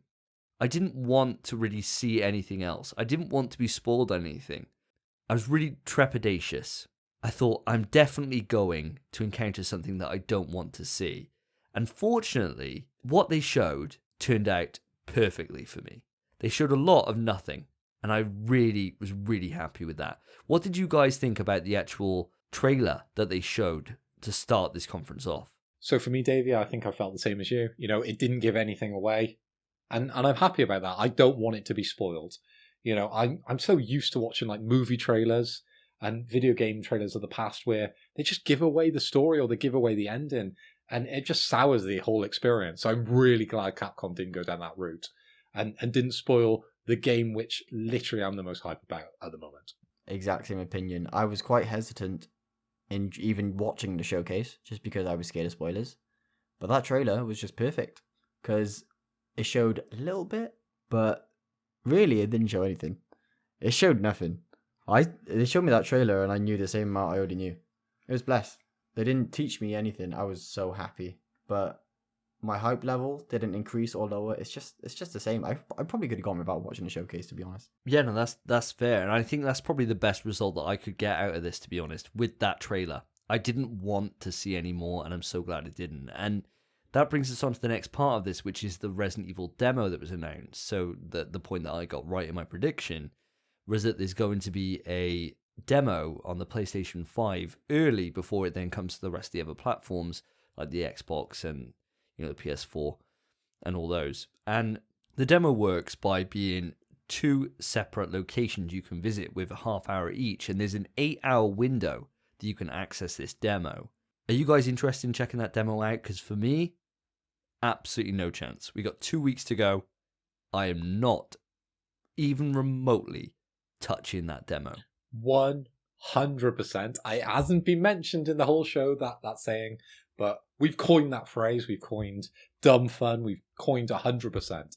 100% do not want to touch that demo because I want the full experience when I play the game. I'll tell you what. I know about the differences between the RE2 demo and the RE2 game, and they're quite vast. There are a lot of differences, and it's because of that I actually kind of want to play the demo. But what I'll ask you, Spence, is what was the difference in time between those demos and the game being released, and now this demo and this game being released? Because it's a much shorter window, I believe. Yeah, it very well might be. There's not much you can update in 2 weeks. No. But it depends, because if they've already planned ahead, which I'm sure they have, because they've done these types of demos in the past, the demos and the game will be very different. So it's nice to just kind of get a short experience to build your hype for. It's going to be cut back, isn't it? There's not going to be any story in it. It's just going to be you experiencing the 2 locations. There's going to be enemies in there. But yeah, I don't want to experience those enemies unless I'm in the game. I don't want to know how to beat them. I want to figure that out on the fly, because that's what Resident Evil is to me. It's being in a trap location, it's being limited on ammo and making that quick decision. If I already know how to do it, then I've already beaten the game before playing the game. My bit of advice I give to you, Spence, is when I played the Resident Evil 7 demo, and then I played the Resident Evil 2 demo for those releases, you're in the same location. So even if it's different, you still use that location. So it doesn't have the same effect that it did. That first Resident Evil 7 demo I played was fucking terrifying. And then when I played through that game, I breezed through that section because I'd seen it all before. Gone are the days where Resident Evil makes everything super obvious, where everything's glowing, right? The most recent edition of Resident Evil, we didn't have big eyes that are glowing on the chest, right? Shoot me, shoot me. And if you've already figured that out, then the game isn't a challenge anymore. So that's the reason for me where I do not want to touch that demo. I mean, that's a good point, especially since if I imagine we've all played the Maiden demo. Finding that ring in the glass, that wasn't obvious at all. You had to inspect literally everything, tilt the glass a certain way, and there was a ring. There was no shining object. There was nothing glowing. So I think this game will be very different from that. But I'm very much devil's advocate at the minute. I think the demo is worth checking out if you're interested and you want to build your hype. Because that Maiden demo was so short, I really hope that isn't part of the game. It's not. It won't be. I really hope you don't revisit that in any way.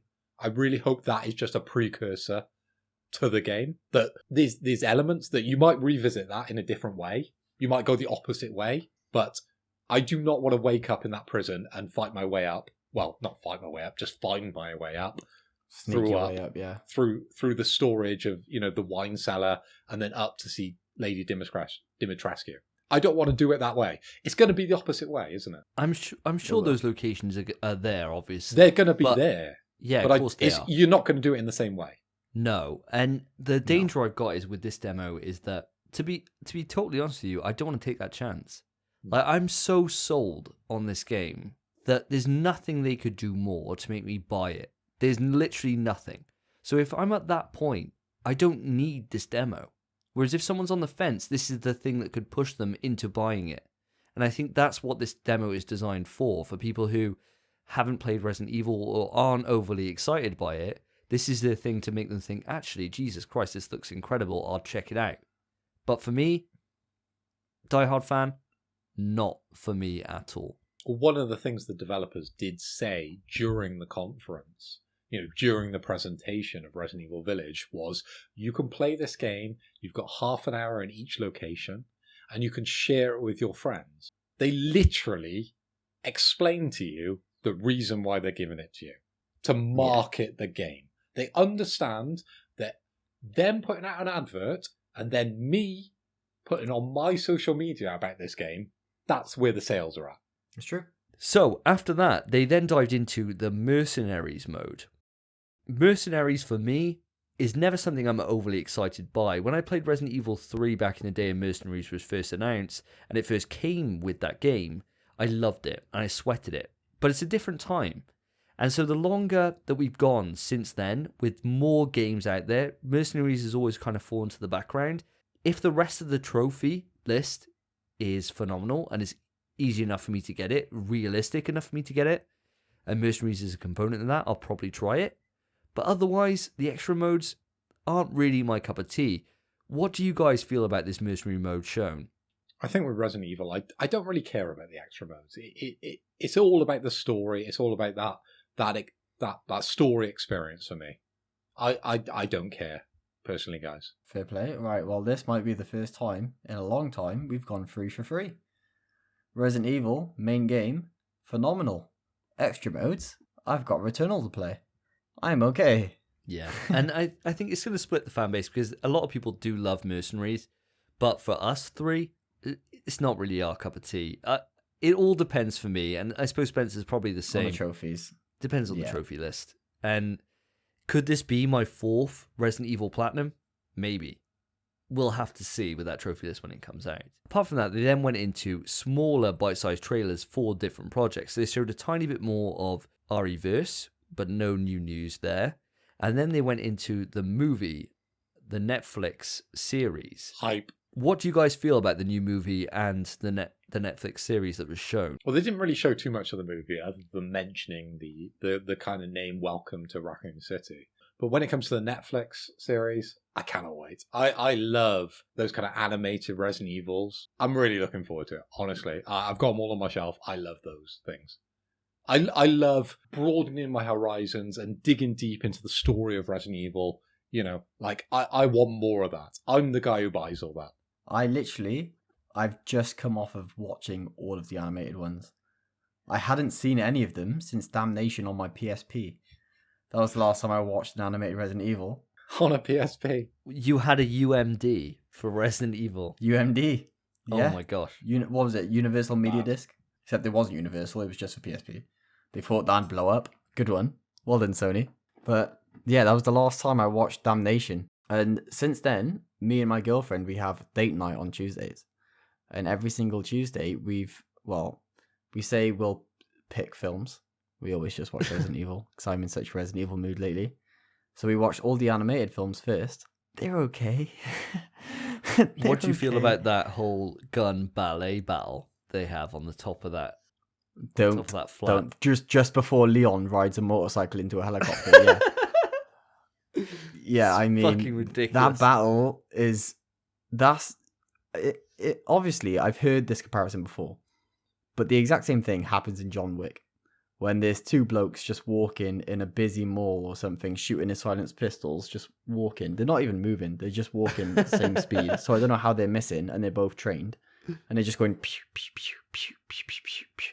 No one hears a thing. Silence is allowed, you know. I do not understand why you guys are surprised with anything that comes out of Resident Evil. Like, you're just like, no, that ain't real. They can't do that. He can't ride a motorbike like that. Like, they're killing zombies. Like, no, yeah. I'm not surprised they're bad. Like, you've just got to get rid of, like, the realism. Just accept how crazy Resident Evil is and just strap in and just enjoy the ride, guys. I guess so, but is it... Spence, you'll know this more than me, I haven't seen them recently. Is it Damnation, the one where they sent a tyrant out and then he takes on a horde of lickers as he's running? No. That is... Degeneration? That scene is awesome. Right, I yeah, love that scene, and there's certain hype things you can do, but having like this gun karate nonsense on top of a fucking skyscraper, where this clip is at least 60 fucking rounds deep, is actually ridiculous. And if you're a fucking trained person, just stand up and shoot him. Like, what are you doing? Spinning on the fucking ground for? I was wrong. Degeneration was the one I watched on my PSP. Damnation is the one with Tyrant, and also, after a quick Google, do you know what I've just found out? Go on. Resident Evil Damnation has a 100% on Rotten Tomatoes. A 4.6 out of 5 on Amazon Prime, whatever, and then a 6.5 out of 10 on IMDb, which I would expect.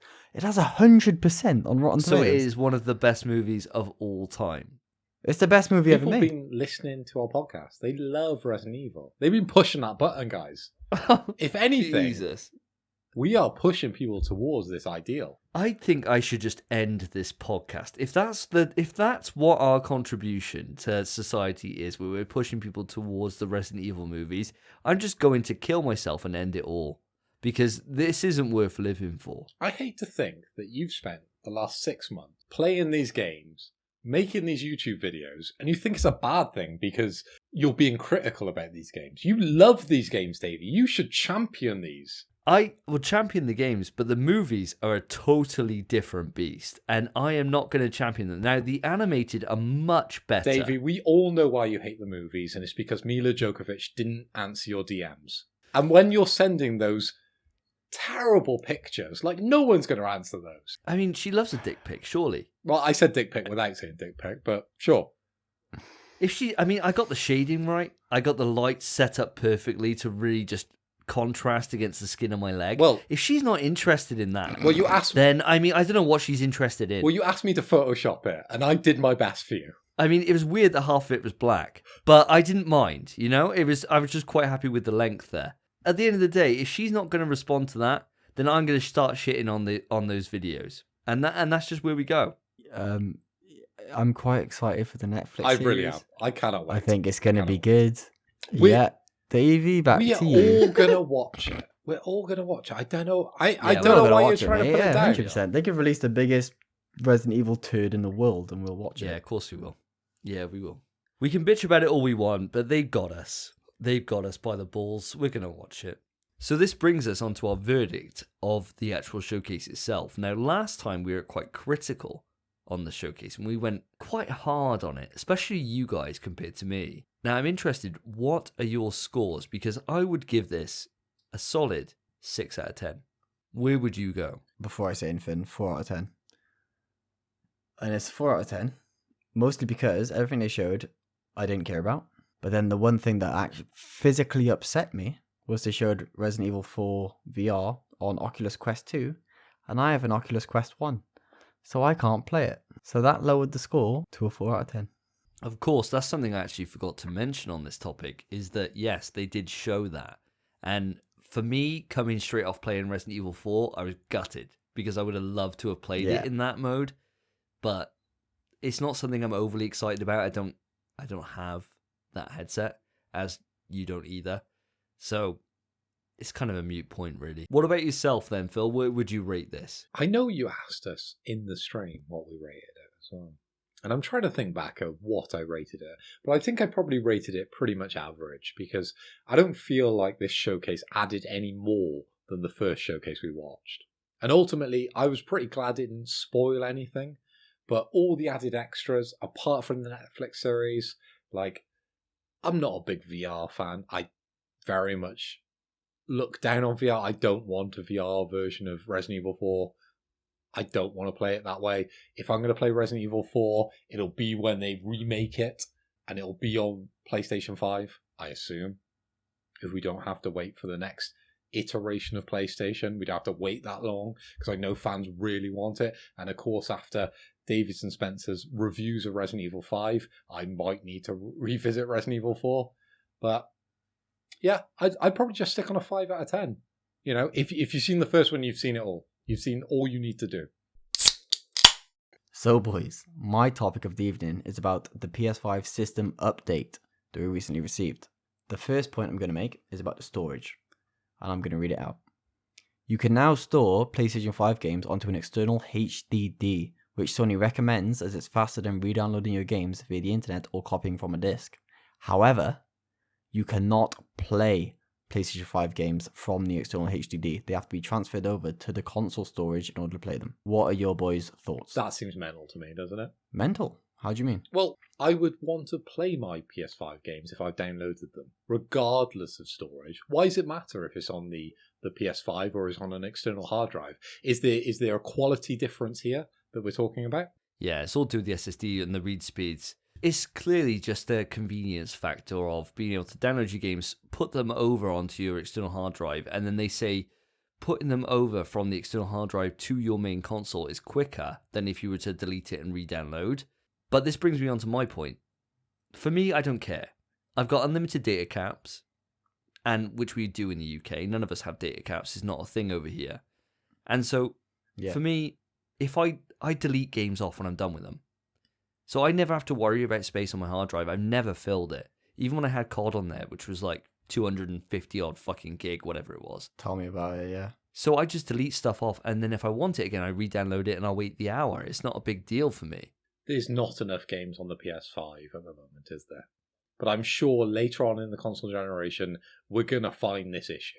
And I know previous generations, Davey, you've definitely done this, upgraded your hard drive within the PlayStation, haven't you? I have, but the difference was, on PS3 and even PS4, the download speeds were so slow that putting a game on download would be like a day. It would be a massive undertaking, especially with patches.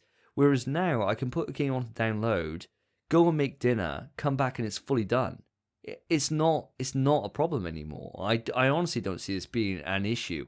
Unless game sizes balloon, which I don't think they will. I think they're actually going to get smaller than where they are now because people are going to get used to using the SSD. Yeah. I don't see this being a real issue. The only people I can think this can be for is for people that have data caps on their internet, specifically in America where they have so much download that you can actually use, in which case then you download it all over separate times and store it. But that's all I can see this being for. But people are really excited about this online, and honestly, I don't understand it. I think the main benefit is it just gives a use to an external HDD. So people that have external HDDs, probably a lot of people who had PS4 in the past probably have an external HDD, actually are able to use it again. And that's why people are quite excited for it. 'Cause I'm in the same boat as you.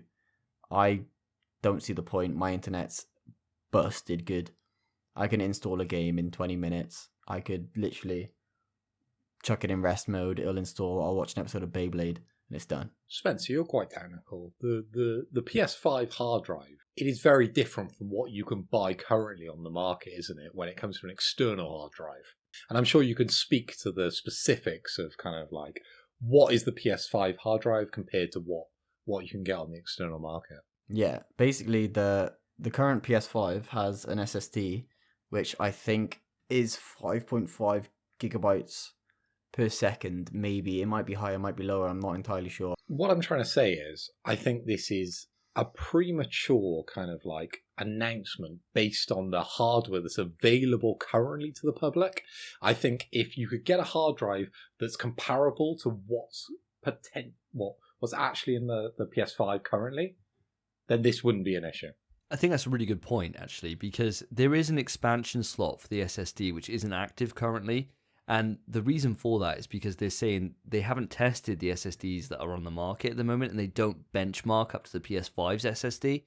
So until we get them approve that, they're not going to make the SSD compatible. So this is like kind of a stopgap solution for those that want it.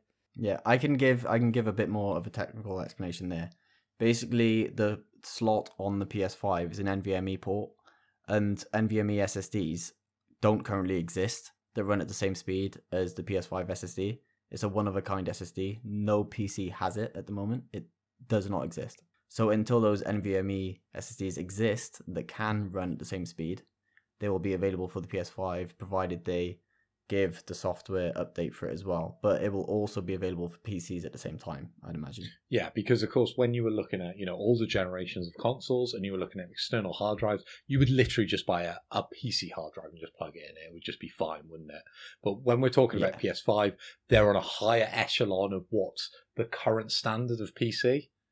So that's the reason they don't want to be using an external hard drive for current games. I can understand storage, but currently running the hard drive, there's a difference in speed there. It's hard to explain because PCs currently, the new meta for PCs anyway, is the NVMe SSDs. Those are currently the best things you can buy for PCs, and a lot of people are buying them because they are the fastest SSDs you can buy. A lot of people have them in their laptops, their computers, if they're doing gaming. So it makes sense for them to try to use them in this console just to keep it on par with PC gaming in the future, because PC, by the end of the life cycle of a console, PC is usually leaps ahead. So I think this is PlayStation trying to future-proof their console. And I think it's smart. The next point I want to bring up, boys, is the new cross-gen social features that they've added in this update. So basically now, PS4 and PS5 players can share play together when in the same party. This means that PS4 players can now view a PlayStation 5 player's screen and even try out their PlayStation 5 games from their PS4 through SharePlay and vice versa. So you can even have them control a second controller and grant them the ability to play a PS5 co-op game with you on their PS4. So if you have, say, the PS5 version of Overcooked, but no one to play it with, and your mate has a PS4, you can share play, they take control of a virtual controller, and then you're playing a PS5 game together, even though they don't have access to the console. What do you boys think of this? Do we know, do these games have to be cross-generational? Or can they be any PS5 game? So we're moving up to Returnal now, which is an exclusive PS5 game. Will this be on those features? Any PS5 game, even if it's not cross-gen, a PS4 player can share play and take control of it. Well, it says in the update, doesn't it? This means PS4 players can now view a PlayStation 5 player screen and even try out their PS5 games from their PS4 through SharePlay and vice versa. And it's all to do with the Gaikai infrastructure that they introduced, which powers PS Now. It is essentially that. It's essentially the closest thing we've got to having PS5 games on PS Now. It is that. And I suppose for us, in real life application, I looked at this and I thought, who's this for, right? What's the impact on this? But sure, we've run into this issue before with Mortal Kombat, where I was trying to show Phil our screen while we were in a cross-generation lobby, and it just didn't work. And I suppose there is that. For me personally, I don't really care about this. This isn't something that I'm going to be using too often. Most of my friend base now have moved on to the PlayStation 5, so it's not really an issue for me. But if you've got somebody who's finding it hard to get a PS5, at least you can show them the game and they can have a little go on it. It's a nice way for a little bit of marketing at the very least. Davey, your friend base is me and Spencer, and we have both bought the PS5. Savage. Absolutely fucking savage. But what I'm saying I have other friends outside this podcast, you know. Do you? One or two. Your dad don't... I'm gutted my mic was muted because I pissed myself. Your dad myself don't count. Come on. But what I'm saying is what happens if I didn't upgrade to PS5, right? Could I just, see all your games? Would that be fine? Could I sit on my PS4 in my office and see all those games? Yeah, you could. Yeah, you could literally take over the control and have a go on it. So what was the point in me buying a PS5 if all those better games could work on my PS4? Very good point. The difference is you're talking about latency in this. So latency on PlayStation with the SharePlay is fucking massive. I took over Willard's game to play a little bit of Bloodborne before, and just to try out his build and have a little go, and it becomes so unplayable when it's something that you need some actual proper control for. So it's fine to get a little flavor, but you can feel the latency in there, and it's certainly not an ideal solution, and it certainly doesn't take over from what the actual console can do, and the textures and the visuals are muddied down quite a lot. It's not the same as it was if you were playing it natively. Also, adding on to that point, seeing as you're playing on a PS4, playing a PS5 game, obviously you don't have a DualSense in hand. So that game could use the adaptive triggers and haptic feedback brilliantly that you're playing, but you won't get to experience that. So you are literally playing a dumbed down version of the game. Even though it's the full game, tried and true, you won't get the experience that developers intended because you'll be missing out on the added features of the controller. So, like playing the PS4 version of Miles Morales compared to the PS5 version of Miles Morales? That with latency. With latency and with muddier graphics, yeah. I don't know if that's a thing I could accept. Well, no. to play newer games. Well, no. If I could Well, sit on my PS4 and not pay 500 odd quid to upgrade to a newer console and just be okay with this. Well, that's why they're trying to get you to buy a PS5. exactly. And the whole point of it really is just so you can say to a mate, oh, look at this hype thing, or look at this. And it's just a way for you to share something quick with a mate, or be like, oh, look at this, and try this. See how this feels for you. That's all it is. It's a nice little feature, but it's a feature. And it just means now that with the PS4 and PS5, especially where not everyone's been able to upgrade to the new hardware, it's something that you could be like, oh, bro, look at this. Look at how awesome this looks right now. Or have a little go on this. But it's not like, here's an 8-hour experience. Take over my PlayStation 5 for 8 hours while I just sit here and watch you play it. That's not it, you know? That's not what it's about. No, I know. I'm going to the extremes with my argument here. But it does feel that the PS4 and the PS5 are quite close to Very. be able to manage that kind of transition between the two versions of the game, because you couldn't have this with previous generations, because No, it's this- always been an issue with the step up with PlayStation. Xbox, they've got that down, right? They understand the cross-generational kind of jump between their games. But PlayStation, they've always struggled with this. So I'm really glad that PlayStation are pushing that PS4, PS5 kind of like transition between games. It's kind of weird in a sense, because it kind of feels like Sony aren't trying to leave the PlayStation 4. It feels like they're kind of trying to combine the two into one generation, which is strange. Like, maybe this means in the future we'll be seeing a lot of games be cross-gen, and they'll try to keep the PS4 alive, but I don't want that. I personally think that PlayStation are looking at the PlayStation 4 and the PlayStation 5 as current gen. They're not moving from PlayStation 4 to PlayStation 5 and just thinking, done. They still look at PlayStation 4 and they still see opportunities there. There's a mass market, people own PS4, so we still got to market to them, we still got to give them opportunities. We're going to give newer games to PS5, so we're going to push people to move up the generation, of course, like we always do. But we still got to value those existing customers. And that's PS4. I started listening to you and I was going to be fire and brimstone. But I ended up agreeing with you. You're totally right.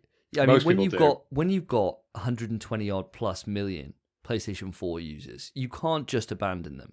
Now, when I say abandon them, when it comes to games, fucking bin them off, right? I've made that abundantly clear how I feel about how the generations need to split in terms of games. But in terms of marketing, which is what you said, Phil, market to them. Get them to upgrade. And that's exactly what this helps to do.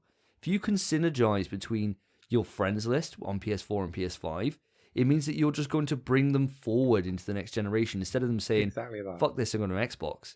You want to keep them there. So I completely agree with you.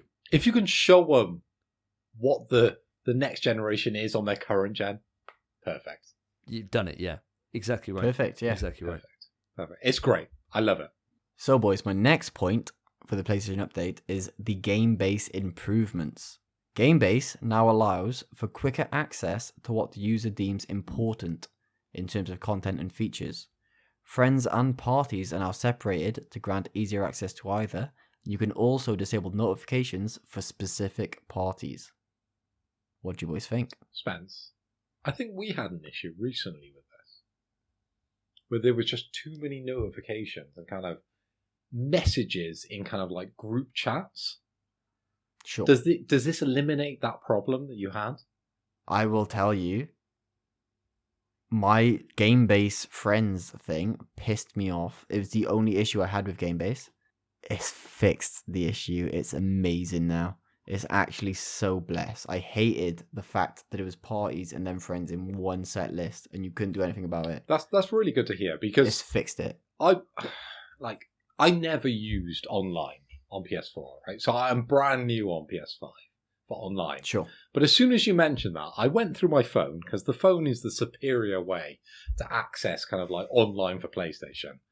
And I was like, It is, what yeah. are all these chats? They're all over the place. From playing with you guys online, for playing like Revenant, for playing Zombie Hitler 2784, all those games that we play.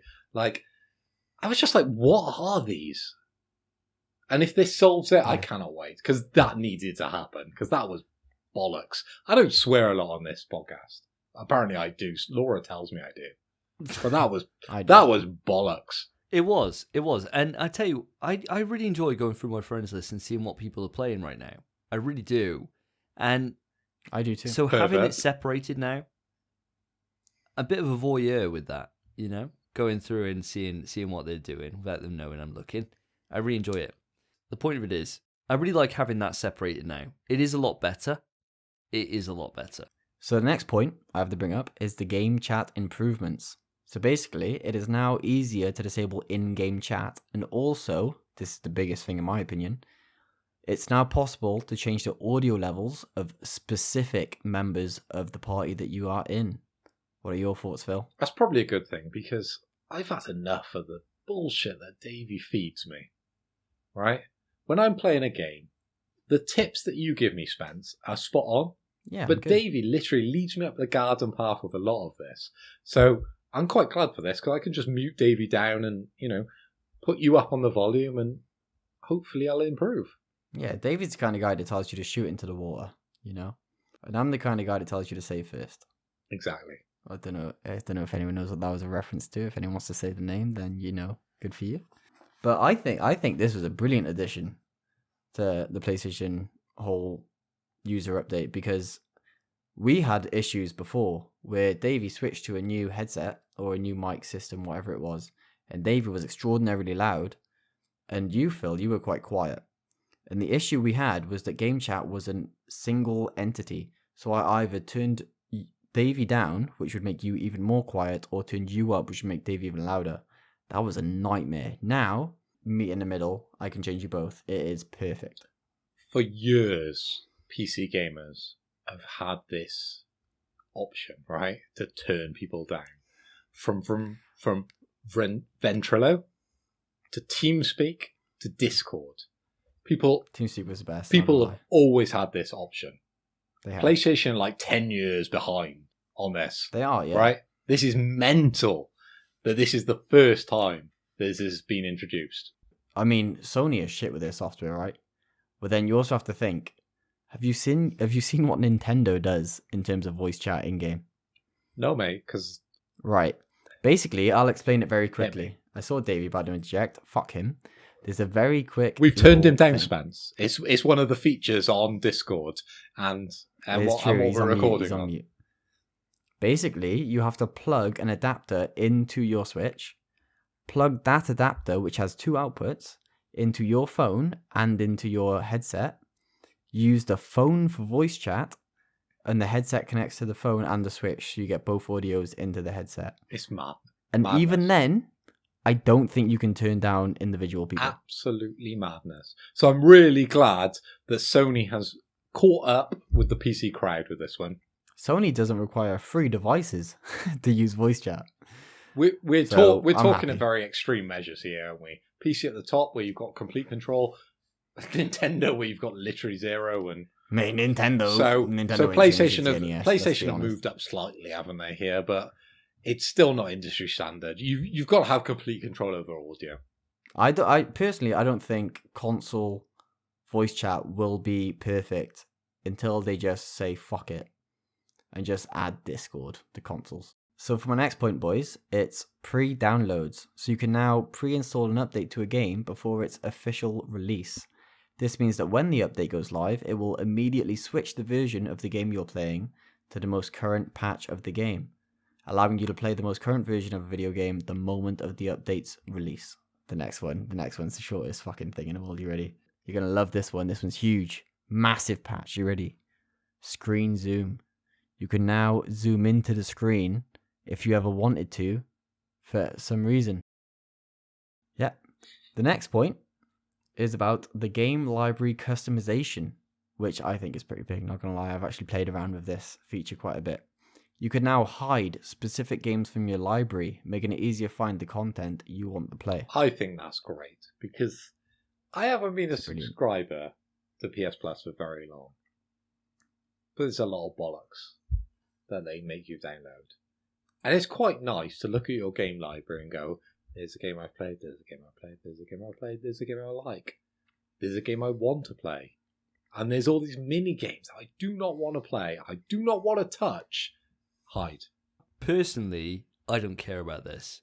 I like them all being on display. It doesn't take much to scroll through them all. I thought you No, liked I this. don't care. Like, I like scrolling through them all, and I really like going back through the entire library and seeing, oh, I haven't played this, or I have played this. It doesn't bother me. It really doesn't bother me at all. So it's a nice feature for those that want it. For me, not really too much of a feature. I can say the biggest benefit for me anyway is that me and you, Davey, you've screen shared. Say you try out a game on PS Now and you ask me to watch. I'll watch, obviously, and we screen share. For some fucking reason, that then adds that game to my library. Oh, I don't have access to it. It's locked, but it adds it to my library. that's a good point. So I've gone through my entire library. I've hidden all of the PS Now games that I've never played because I never had it because you showed them to me. And also, now that we're on the PS5, there are some titles that aren't compatible with the PS5. Namely, Marvel Avengers PS4. It said it wasn't compatible, and Gravity Rush 2. So I've hidden both of those from my library as well because I never could have played them to begin with. So this feature for me is quite nice just because of the way you and I play our that's games. a good point. That's a really good point. I hadn't thought about that with PlayStation Now. And you're right, because I got Alter Beast there forever showing me that I've played it. And so that is annoying, but it doesn't really overly bother me. It's like a little memory jogger more than anything else. I've actually tried these games, so I don't mind it. But I'm on board with that. The next thing, which I imagine Davey might have a bit to say about, is the trophy update. You can now specify which class of trophy will cause the PlayStation 5 to record a clip and a screenshot. So you can choose to only capture the platinum of a game, for example. There's also a new trophy stats screen where you can view a summary of your trophy level and status at a glance. Davey, we'll go to you first. What are your thoughts? It's a half step, okay? It's not even a half step. It's a step, okay?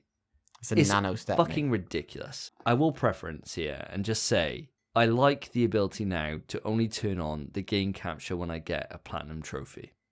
And I've done that because I was using up loads of my hard drive space from trophies pinging, so I turned that feature off immediately, turned it off day one of the PlayStation 5.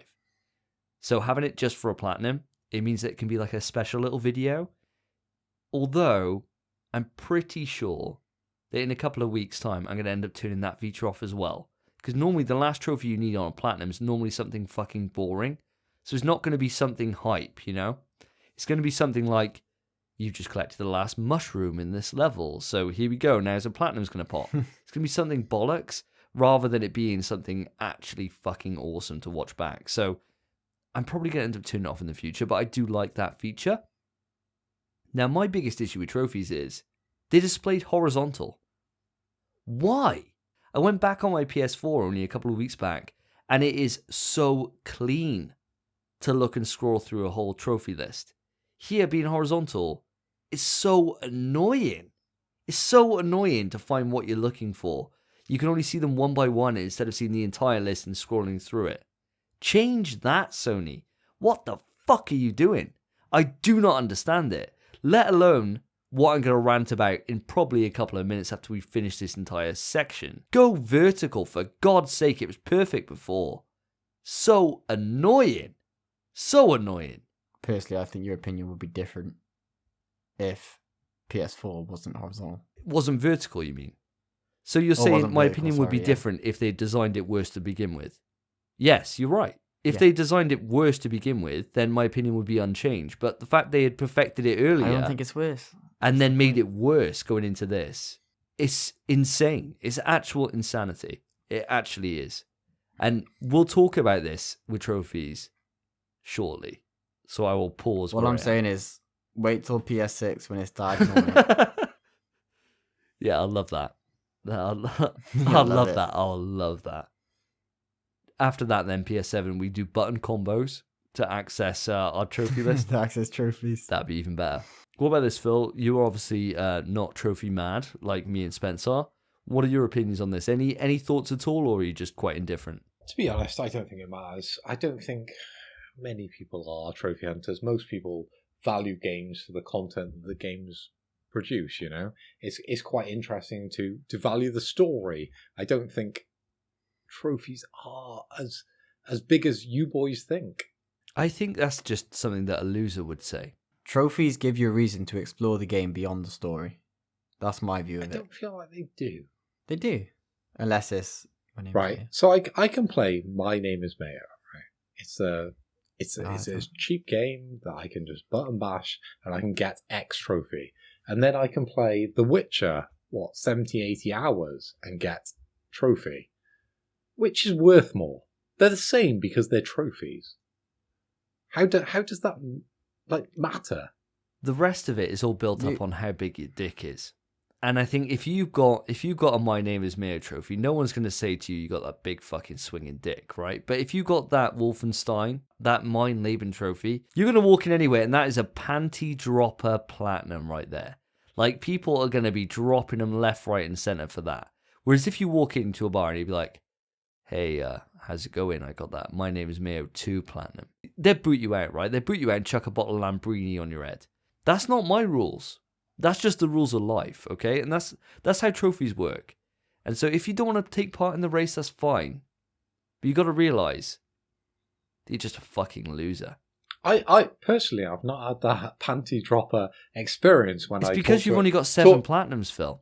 You gotta start upping it a little bit, you know. When I talk to a girl and I say, my boast is that I've got 7 platinums, or I've got 12 platinums, or I've got 18 Yeah, it's a shit platinums. boast. It's like saying, "Oh yeah, I got a 3-inch knob." Or no one's going to care about that. Platinums. That isn't my first go-to. Boast. But if you had that massive dong in 12-inch dong, right, and you're walking up and saying, "Yeah, I got a 12-inch absolute monster," down there, that's like saying, "Oh, I got 78 platinums," like yours truly. It's a big deal. And so people are going to take notice of that, and they'll be like, "Oh, this guy, crack out the good grade, all right? Crack out that 1970 bottle of Dom Perignon we got in the back for this guy. Get the Don Julio out." Whereas somebody who's like, "Oh yeah, I got 7 platinums," they'd be like, "Chuck this small dick out, get him out, get out." They'd be like chucking you with a broom behind, And so I cannot wait to be as cool as you, Davey. I wish I had more platinums. If only there was a way to buy platinums and pay £2 odd for an easy game. We know those don't count. Okay, so Spencer's platinums, even though as soon as he does catch up to me eventually, right, with his free time he's got, then that's when we start getting into the minutiae and we start comparing, right? And that's what happens then, okay? You get 2 monsters in a room, you got to start comparing them, okay? And that's just the way it goes, That's just the rule of the land. I mean, I don't make these rules, okay? So, boys, those are all the features that were added in the new update. What are your boys' thoughts, and what would you have preferred instead of some of these features? Because not a lot of them, screen zoom, were great. I mean, we're 6 months-ish into the PlayStation 5's life cycle. There's a certain couple of things that I'm just really missing. The first is, why can't you add trophies onto the quick access menu? Why? Why do I still have to go all the way to the right, all the way up to the profile, and go onto trophies that way? So annoying. Add on to this, when we're on the section of trophies, that, as I said before, they're horizontal, not vertical. So annoying. When you compare trophies, they go vertical to make it easier to view them all. So doesn't that show you that makes it easier to view them all? Like, where's the rationale there? Next, when you go to view a secret trophy, why don't I just press square? Oh, Why do I have to press options and about then it. press square? Why? That's one thing I hate, yeah. The entire thing is just so frustrating. There's like menus into menus into menus to view stuff, basic stuff for trophies that was basic on PS4. Going to compare someone else's trophy list to yours is way extra steps than it needs to be. It's all this can be just easily fixed. And that is my biggest bugbear with PS5. It's so annoying. The game-based improvements and all that is great, and I really enjoy all that. But I want a customizable quick access menu. That's all I want. So for people that don't care about trophies, they can keep it as it is, or they can add stuff that appeals to them. But for me, I want to be able to add trophies into that mix because that is one of the most important features of PlayStation for me. I agree with everything except your first point, which is the trophies on the game base and the annoyance of scrolling all the way to the right. And that's just because, and I've said it to you in the past before, once you've gone onto your profiles and hit trophies on there, the next time you go to your quick access menu during that session, it will put you on profiles immediately. You don't have to scroll right again. You don't have to go all the way over. And it is annoying. Trophies should just be there. It would be nicer. But I don't think it's that much of a hindrance. Personally. What if I'd gone on Spence and just thought, I'll go check out Gamebase, right? And I'll go on to Gamebase and I'll have a little look and see who's playing. And then I think, actually, I'm doing this now. How many treasures have I got? Have I got 41? Do I need 45? And then I have to go back, exit out Gamebase, go all the way to the right, go all the way back to trophies. Like, why can't I just have it there on that same quick access menu? That's my problem. Like, we all know you can actually customize it to a point, isn't it? On the bottom bar. You can press that button and there's options what you can include and what you can't include in that. But what I'm trying to say to you guys is, do you think Sony are devaluing trophies by not allowing you in that bar? They're not allowing you to have that option, are they? And they're thinking, trophies, are they that important to PlayStation users? Maybe. There's an argument there. I mean, they used to do stuff on PlayStation where they used to have different competitions where, depending on your platinum level and depending on your gamer level, you'd be able to exchange those for different points or different prizes. And those were really cool little things that they had for like a couple of months in a year. And they did that for like a number of years and they were always awesome. And they quickly realised not all platinums are valued the same. Well, there is that. But it was also a case of they just stopped doing that kind of stuff. And for me, someone who loves trophies, and there is a lot of us in the PlayStation ecosystem. I mean, websites like pstrophies.net and PowerPix and all these, they revolve on these people like me and Spencer. And so we're not a small breed. There is a large number of us out there that this is important to them. And not catering to that is just annoying when it was so easy on the previous hardware. I agree. I wholeheartedly agree. The game base, it is customizable in terms of what's on there. There's no customization in terms of what order they're in, which is a massive shame. But my game base at the moment is so minimalistic. I literally have 3 things on there, I think, at most. And it's just the essential things that they don't let you take off. And that's because I did have streaming on there, broadcasting. I realised I could just double tap the share, or I could just press the share button and broadcast from there. I don't even need it. So my game base is maybe 3 things. So scrolling over the profile and hitting trophies takes a fraction of a second. So I don't really have the same issues as you, Davey, but I understand where your frustration comes from. I do believe if you value trophies, they should be at a click of a button. They should be ready for you, shouldn't they? Because that's what they're trying to push you towards with games. If that's what you love in games, if you're hunting trophies, that should be the easiest thing going. Because how many generations have we had with trophies?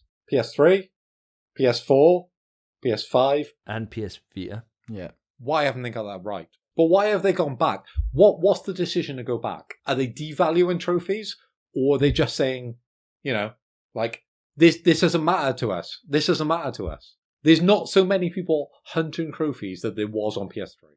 There was on PS4.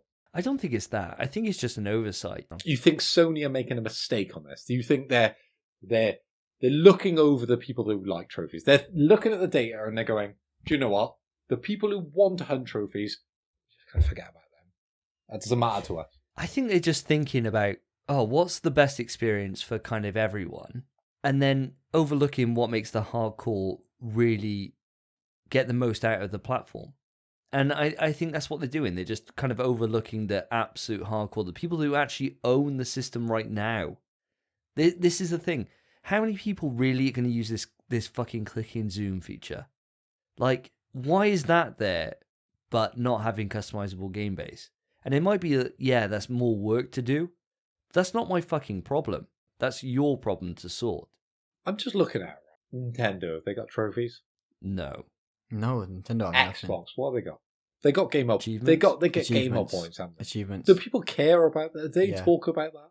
I don't know. Well, I'll probably have to ask Potato Chief on that. Back when I was a kid, they did, because I remember I had TMNT, Teenage Mutant Ninja Turtles, and it was a free 1,000 gamer score. Free. You could Is do that it an in like 2 hours. important thing? I know on Steam that people don't care. No. So is that a PlayStation thing that people love? The thing is, the difference is that Xbox has gamer score and Steam has achievements, sure, but there's no platinum. You know, there's no reward for achieving all of them. You just get the gamer score that whatever the game rewards, but there's no trophy to say you've done this. When was the last time anyone on your Steam account, Spence, you play PC, said, "Oh, I've got X"?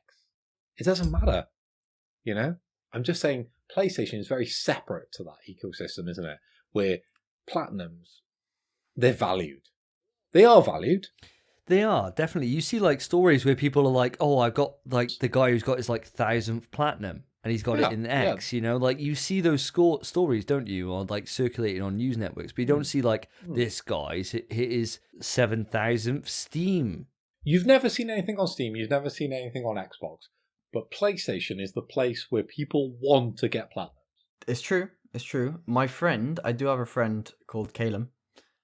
He actively goes for achievements on Steam, and he 100%ed DMC, Devil May Cry DMC, the remake, 'cause he loved the game. And I know Steam tried to kind of do the similar thing. They definitely They introduced Steam levels. 100%. And you earn achievements, you earn points towards your Steam levels, and the higher your Steam level, the more emojis, the more kind of fake rewards you get. But they found out that was frivolous. They didn't care, didn't they? Because no one Sure, cares. it's still in there. Yeah, it's still in there, but no one cares about that. No. You buy a new Steam game, do they really have the Steam cards?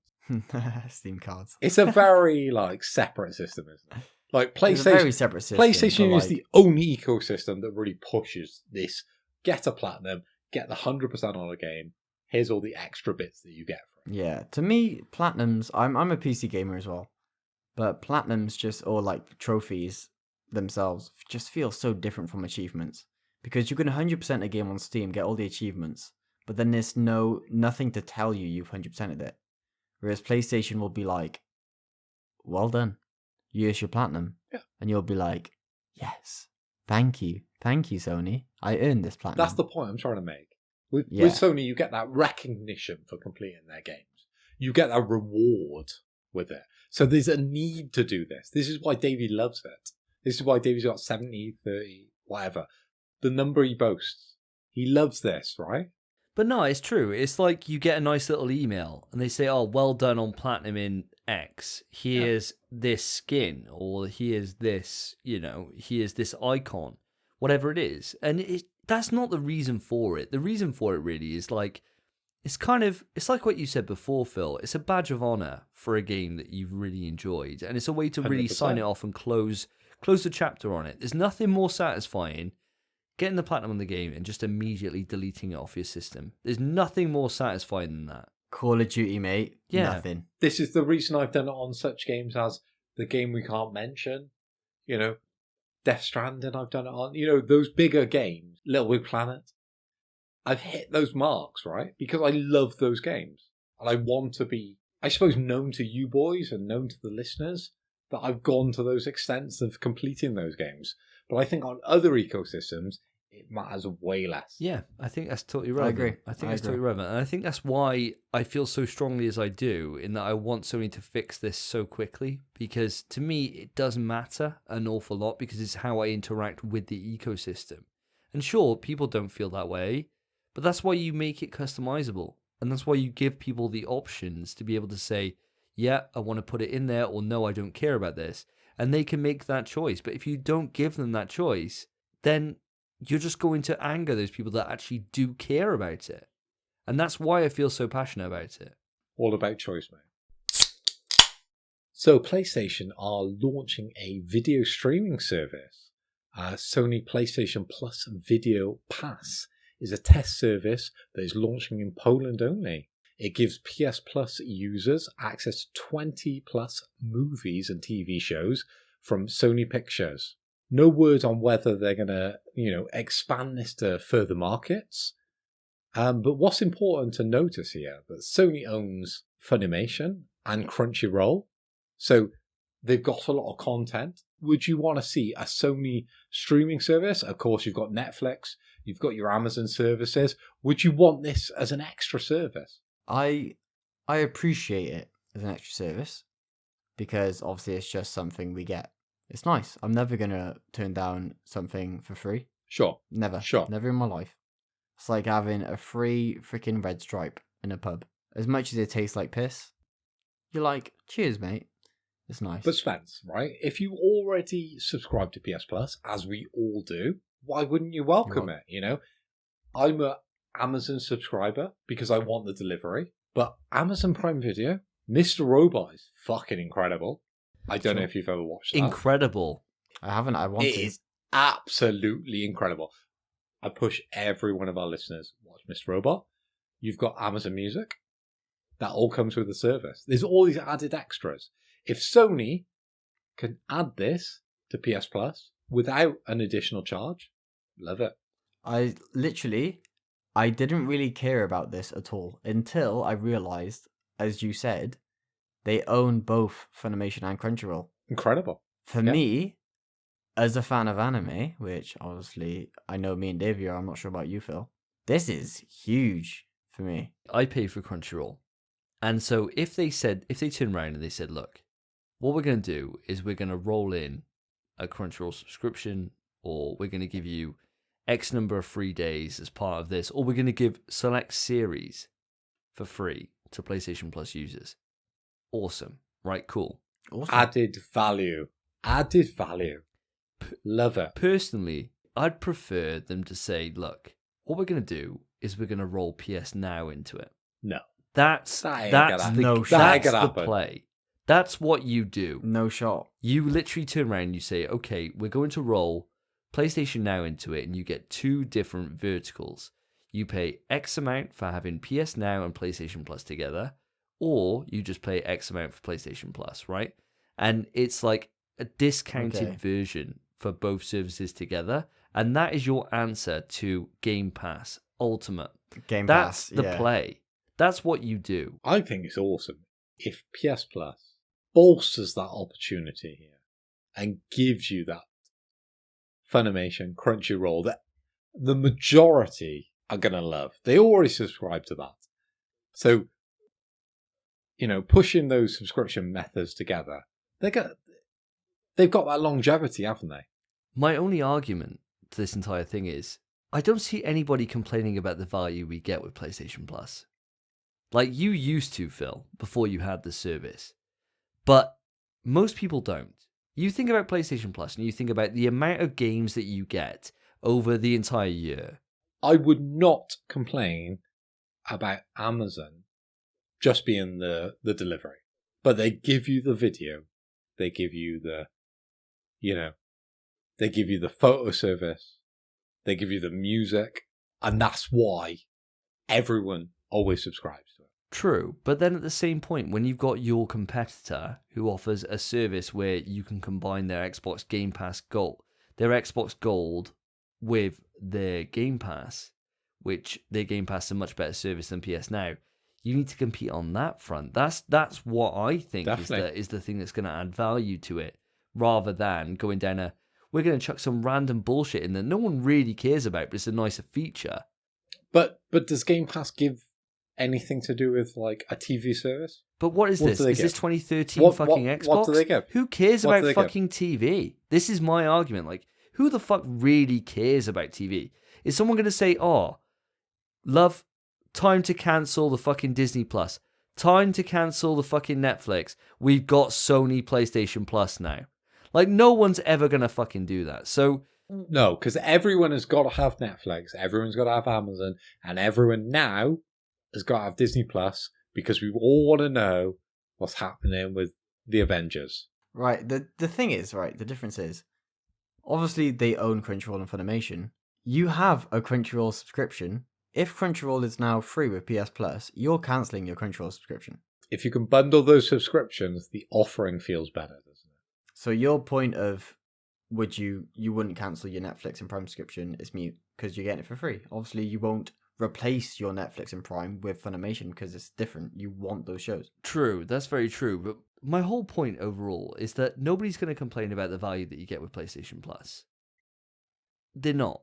The PlayStation Plus subscription is absolutely fantastic. It's superb. It's one of the best values in gaming overall. But when you got a competitor to bring in something like Game Pass and you've got a service like PS Now, this is where you bundle it. This is where you bundle it and you make it worth something. That's the play. I completely agree with you. I'm just laughing because I see Phil's laughing, disagreeing with you. However, I do want to add that PS Plus for the year that we bought Phil was how much? 30 quid? Yeah. 30 quid, and Oddworld Soulstorm costs £45. Is it now? It does, yeah, it does. So I'd you're laughing saying it's not worth the money, but I probably is. wouldn't have bought it for 45, would I? Come on. You were you already not saying reckon? earlier in the podcast that you would have bought it. I would have bought it, but definitely not 45. Would you have? 17 you've levels, played- isn't it? You've got Final Fantasy VII there that you never played before. That is very true. And you had a good It's couple worth of the hours money. with Marquette. You love that. And Revenant. You've played Revenant. Revenant's been for Loads of hours of Revenant. And very you're good. 2 months into this subscription, Phil. You got another 10 to go. PS Plus is worth the money. Is- It just is. My opinion with subscription services is once you stop your subscription, you lose the games. Right? If I chose to cancel my subscription, I would lose access to those games. And that's the reason why I'm pretty negative on subscription services. Because I am an owner, right? I have a wall full of games. I have a wall full of DVDs. And no one's going to take those away from me. But if I cancel my PS Plus, if I cancel my Netflix, I would lose all those games, I would lose all those DVDs, I would lose all those movies. And that's my argument with PS Plus. Most of the movies that probably me and the people I'm friends with, like niche movies, right? They're not all going to be Yeah. going for the triple A's or the movies that are out in the big cinema movies, right? The people at their retirement home, yeah. It's hard to watch Doris Day movies now, you know? It's hard to find these movies. I mean, for Phil, watching classics like the Resident Evil series, Resident Evil. it's hard to find those, so you have to own them. And I understand that. I understand that completely. Can I say, hold on, that's actually a huge point.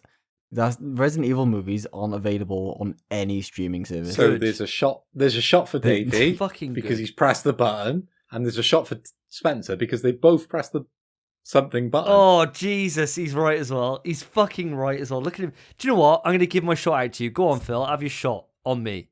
You can join us on this. You have both pressed the button. I have, but I'm going to use my That's fine. winning That's fine. point to give to you. That's fine. I'll take my Hang shot. on, can I just say, Davey mentioned it, so he pushed a button, then it was null. That's true. Spencer's out of Fine. the loop on this. So I've got a shot. So Spence, Don't, mate. I'm bev to shit. you've got Please to take don't. that shot. Hey, Mate, I just necked We're my all however in many. this together. I need a shot glass. I'm so bevved. Can't believe I hit the fucking Resident Evil button. I can't believe I hit Yeah, it I can't twice. believe I accepted it as well. I can't believe I just accepted it as well. I literally said Resident Evil right after you. Ooh, so that's it, lads. We've all just finished off. So the button is back active, and we are just about to end this podcast. So, just before we do, Spence, I haven't heard your opinion on this. What are your thoughts? Do you think this is something that is worth Sony pursuing, or do you think they should spend their efforts in different avenues, like I feel? I would rather them spend it in different avenues, but I'm grateful that they're pursuing it anyway, just because obviously it's a little test. They're just doing it in Poland, strictly just for Poland. They're going to add, it says new contents every 3 months. We're not entirely sure about that. But if they just add what they can and it works out, it makes sense to add it to other areas. I don't think it would hinder what they're planning to do for gaming in the future all too much. But the biggest thing for me is just if they do add Funimation and Crunchyroll, because if it gives me access to Crunchyroll and Funimation, fam, that's My Hero Academia, that's Attack on Titan, That's Rising of the Shield Hero Season 2, which is coming out soon. Big dick moves. It's big Big? dick moves. Mate, that's fucking big left testicle moves. Exactly. Well, I think on that note, it's time for us to end the podcast. Thank you ever so much for listening. Throughout this podcast, as we've said before, there's loads of ways you can interact with this show. You can write into the email, pswetrust@gmail.com. You can jump on our Reddit and interact with our hosts. Of course, the URL will be posted in the description. Or just reach out to us on Twitter at InPSWeTrust. Also, you can reach out to our individual Twitters, DM or response. And please feel free to leave a review on Apple Podcasts, as it benefits us greatly. And that's it for the show, guys. Thank you ever so much for listening. Really, really appreciate it. Shout out as well to Team Alabama. Now, I've been Davey. I've been Phil. #Team Texas. Let's go! And I've been Team Washington. Spenpie. Spencer, that's the one. Spencer, yes, that's me. Take care, guys. In PS We Trust is hosted by Davey, Phil, and Spencer. You can write into the show via our email, pswetrust@gmail.com. Our Twitter is @InPSWeTrust. To find each of us online, follow our Twitters, @SSJDavey, @PhilipHoy, @SpenPie_. Thank you for listening. Take care of yourselves, take care of each other. See ya.